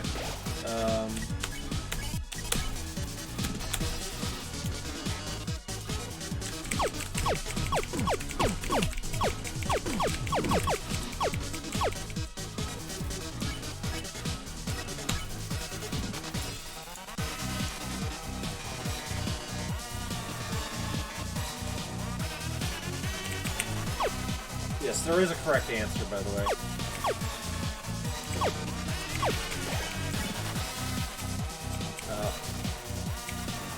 Alright, bit too quick on the draw there.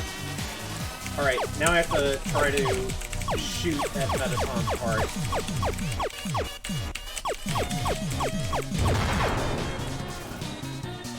Despite all of his, ooh, you can't do anything with that peepee shooter.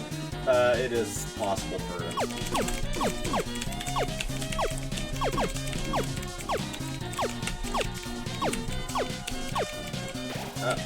Hamburger time.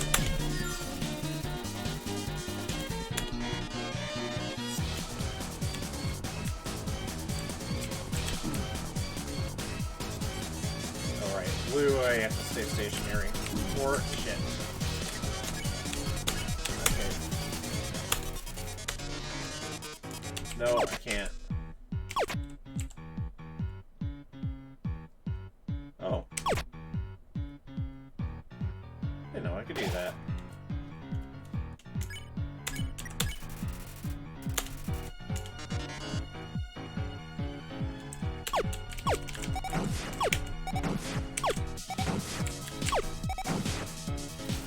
Alright. Not too bad, considering.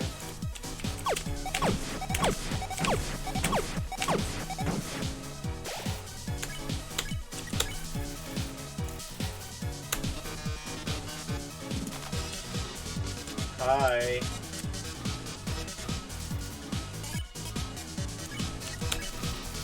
Okay, more posing. Alright. Yes, get to shoot him some more.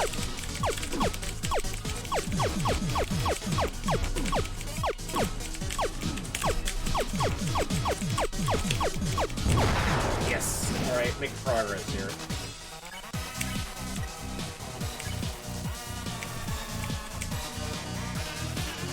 Who needs arms with legs like these? Shit.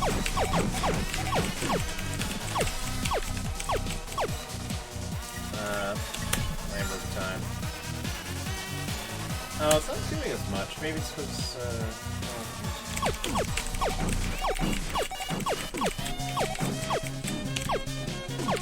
Ow! I have to eat another one again already.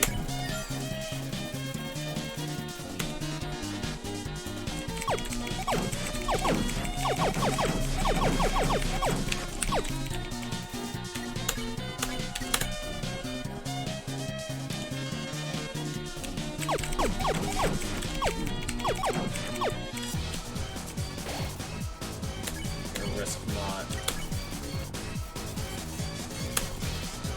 Yeah, if you're under 10, you count as hurt. Enough of this!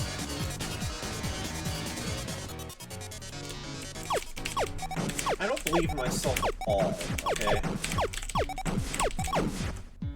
So... just have to do it. Needs to be done.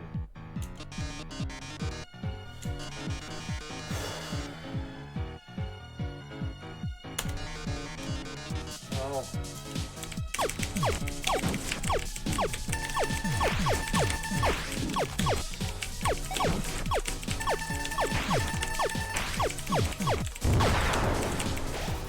Okay, I've reached the threshold.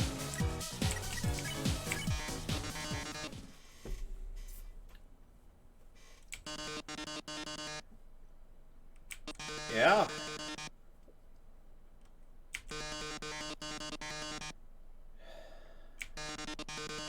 And, well, he's making the best of a bad situation. And who should call but his own cousin. Napstablook is calling. Yeah. Napstablook does not know that Mettaton is his cousin, by the way. Or is their cousin, I should say.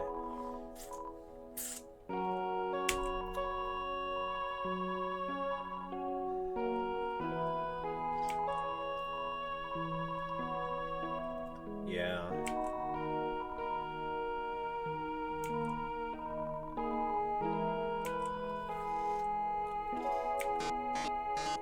Wait, bull. Yep, that's... he was about to say Blookie there.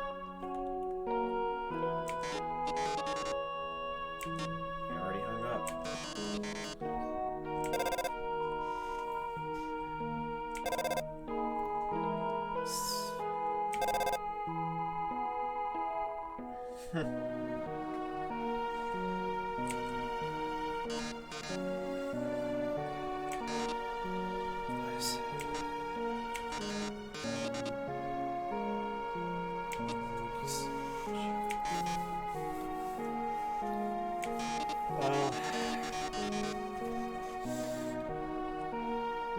Mettaton,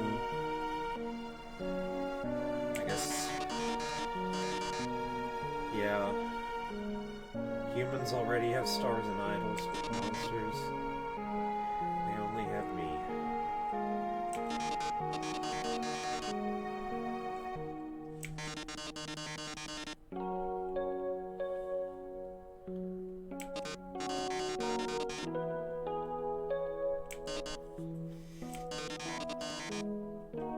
Well, I'd say I was more lucky than strong, but, well,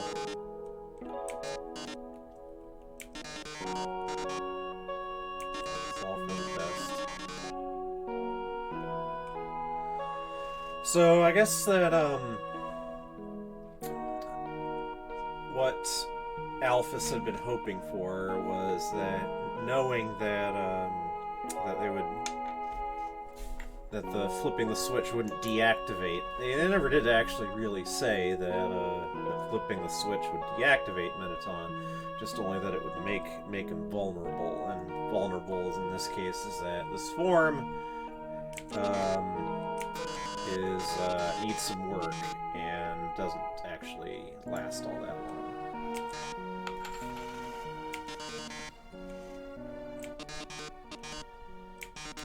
I'll do my best.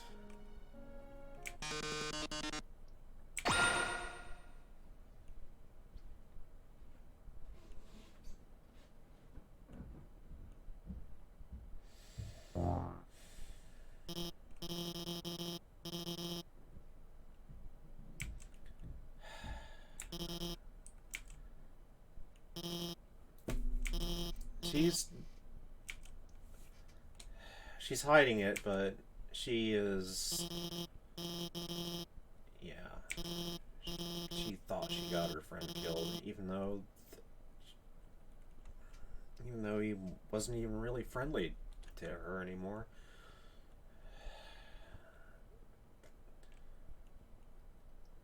This is... If I might interject here, there are oblique indications in the game that Alphys has contemplated suicide, and this is one of those places.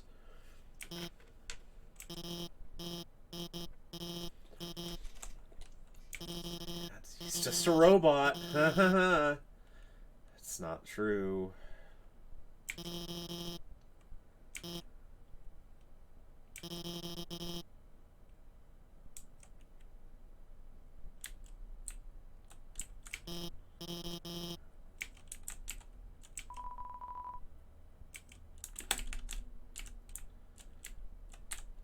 Well,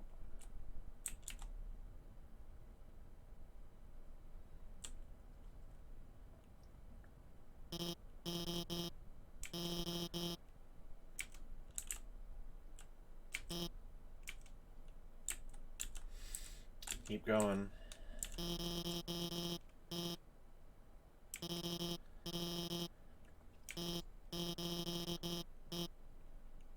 Yeah. Excited about meeting King Fluffy Buns? I suppose excited is the word.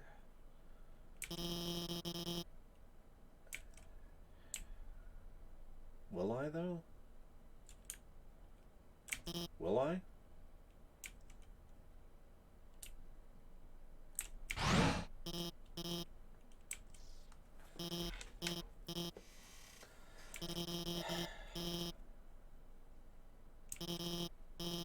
Yeah.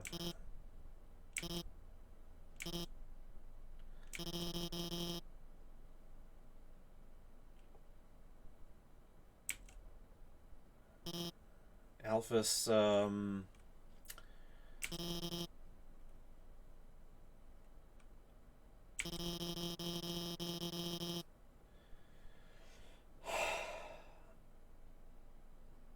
I don't...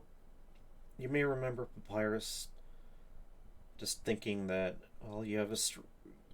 What he knows is you have a strong soul, you'll be able to go through the barrier, but only Alphys finally at last spills the truth, which is You need a human soul and a monster soul. And the only soul that a human could conceivably take and use themselves is the soul of a boss monster. So that would mean Toriel or Asgore. And a monster soul and a human soul together in one body have traversed the barrier before, but not in this way.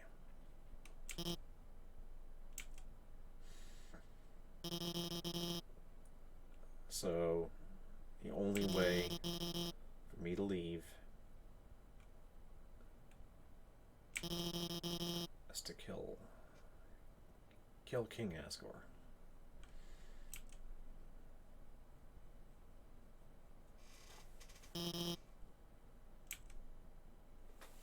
She didn't want you to look. She was hoping that you would just stay. That I would just stay with her.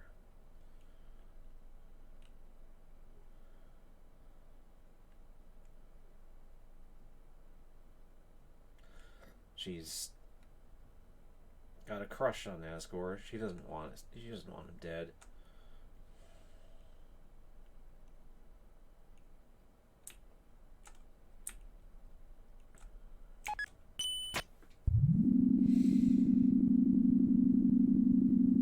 I'm coming up on... I won't say that it's the most emotionally difficult part of this game, but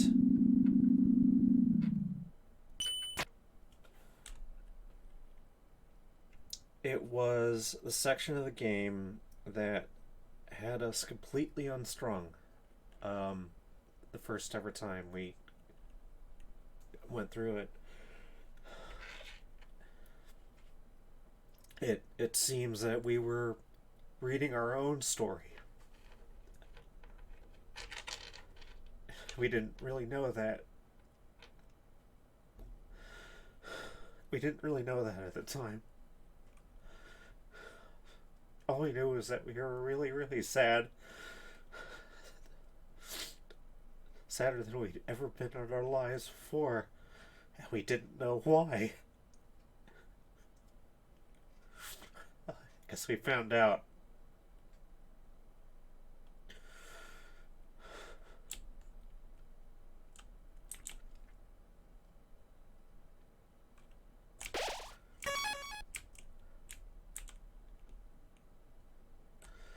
And it isn't even true. I'm just gonna say that right now. It's a spoiler, but, well, I've been spoiling this entire game, this entire playthrough. We're about to find out. We're about to learn something that isn't entirely true. Some of it is. But...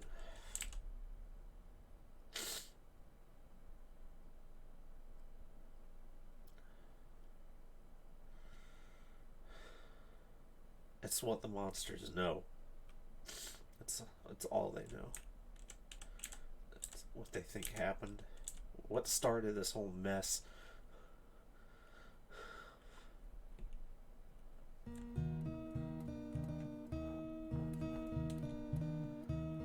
We are at Asgore's house.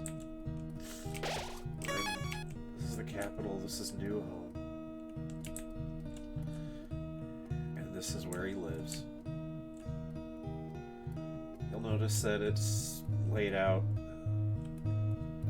just the way that Toriel's house is in ruins. Presumably because Toby Fox is trying to be economical. But also because he definitely wanted us to see the parallels. A long time ago, a human fell into the ruins, Injured by its fall, the human called out for help. That was Chara. That was Chara.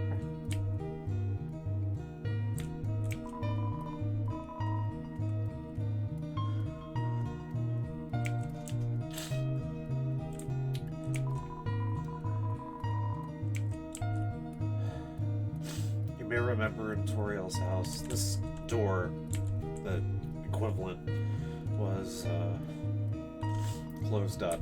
Here it's open.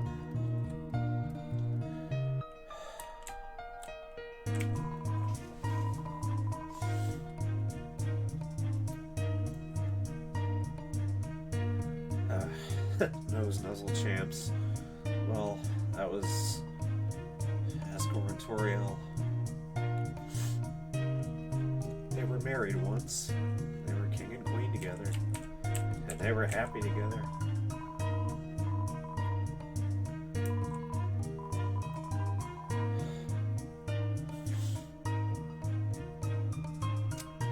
There's at least a little... There's some fan writing, at least a little, that conjectures that Chara is the one who did that. Our own Chara, unfortunately, is not able to knit because of coordination problems.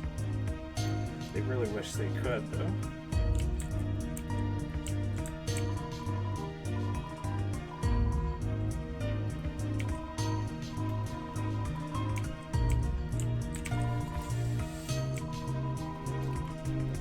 So yeah, Asgore is Santa.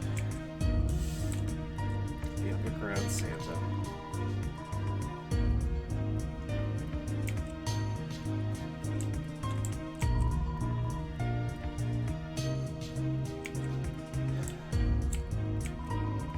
Just a chair.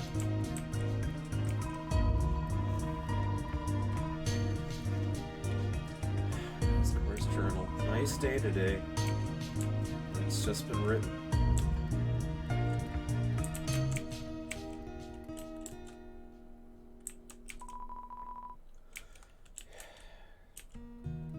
Presumably, Toriel had lived in that room.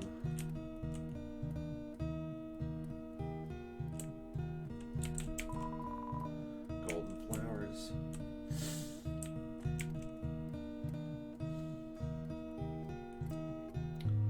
Room with 2 beds.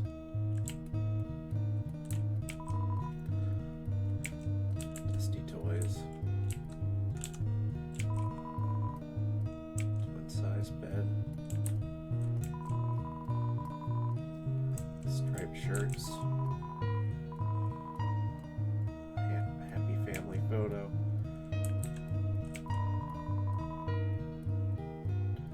Drawing of a golden flower. On Chara's side of the room. This is where Chara once lived. That was their bed. And this was their brother's bed.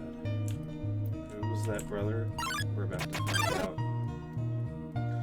Asriel, the king's son, heard the human's call. He brought the human back to the castle. Okay, we can't. One of those keys that we picked up opens that. Flower.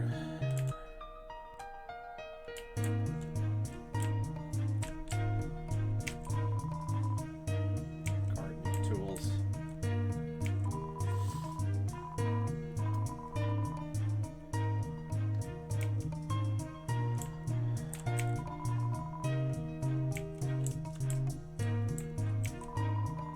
Great reading chair.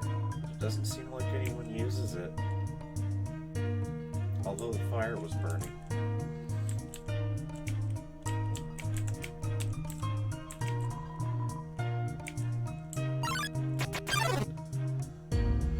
Over time, Asriel and the human became like siblings.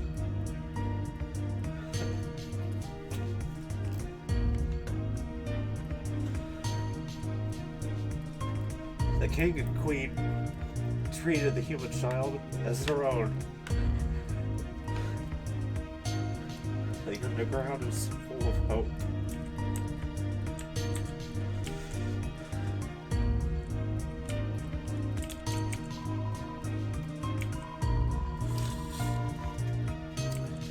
Butterscotch pie. Asgore is trying to make his own now that his wife has left him and gone.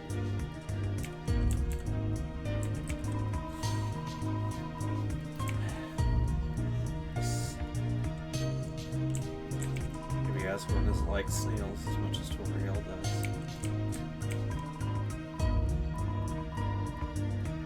So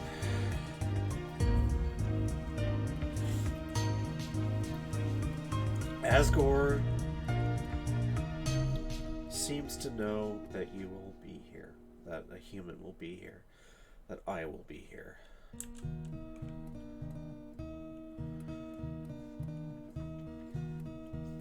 This has been set up for... Human children are to be funneled here, you see. All that surveillance, the guards alerted to bring humans to Asgore. For what purpose, they don't know, except for Undyne, I suppose. It was all for this. It was all so human children could see all this.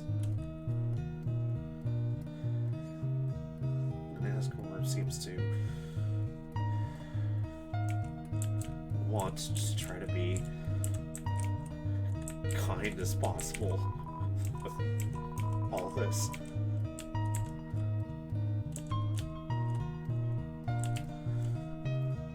This made Chara angry. One of their playthroughs, they couldn't believe that their dad was doing this to children. But at the time that we first played through this, Chara was innocent. They were sleeping, buried deep.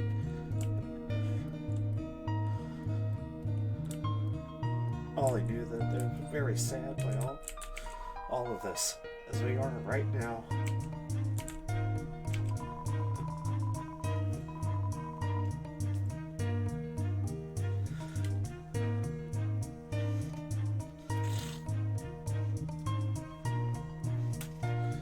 So I don't know what that date might be.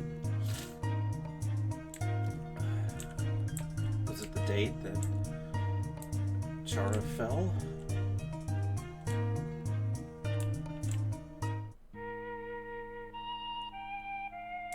Or some other day? Then, one day, the human became very ill.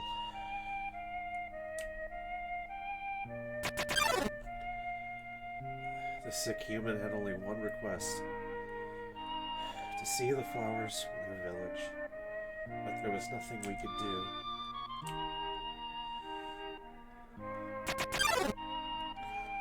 The next day, the human died.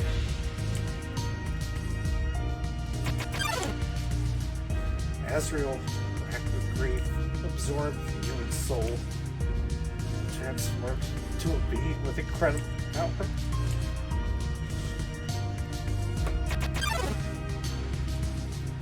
Human soul, Azrael crossed through the barrier. He carried the human's body into the sunset, back to the village of the humans.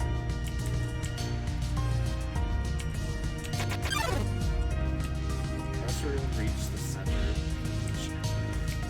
There, he found a bed of golden flowers. He carried the human onto it.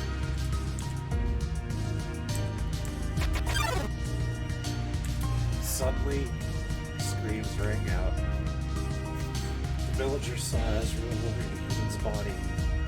They thought that he'd killed the child.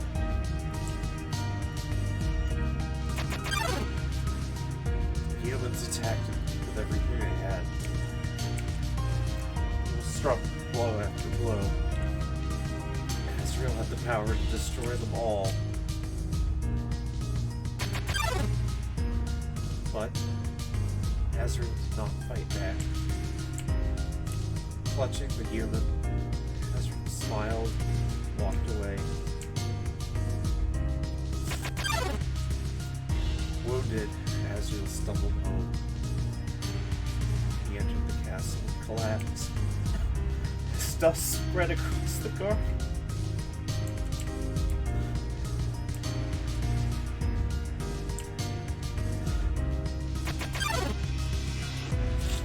The king fell into despair. The king and queen had lost 2 children in one night. The humans had once again taken everything from us.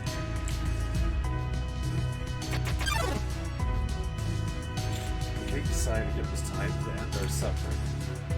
Every human who falls down here must die. With enough souls, we could shatter the barrier forever. It's not long now. King Asgore will let us go. King Asgore will give us hope. King Asgore will save us all. You should be smiling too. Aren't you excited? Aren't you happy?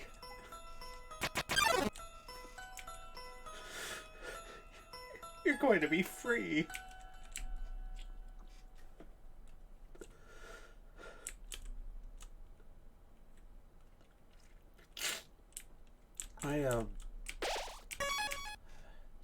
I'm gonna stop there. I need a rest. I have to. I can't face. It's late. I apologize. This game.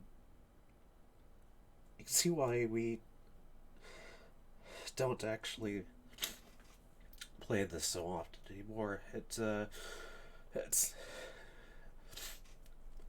like twisting the knife in a bit.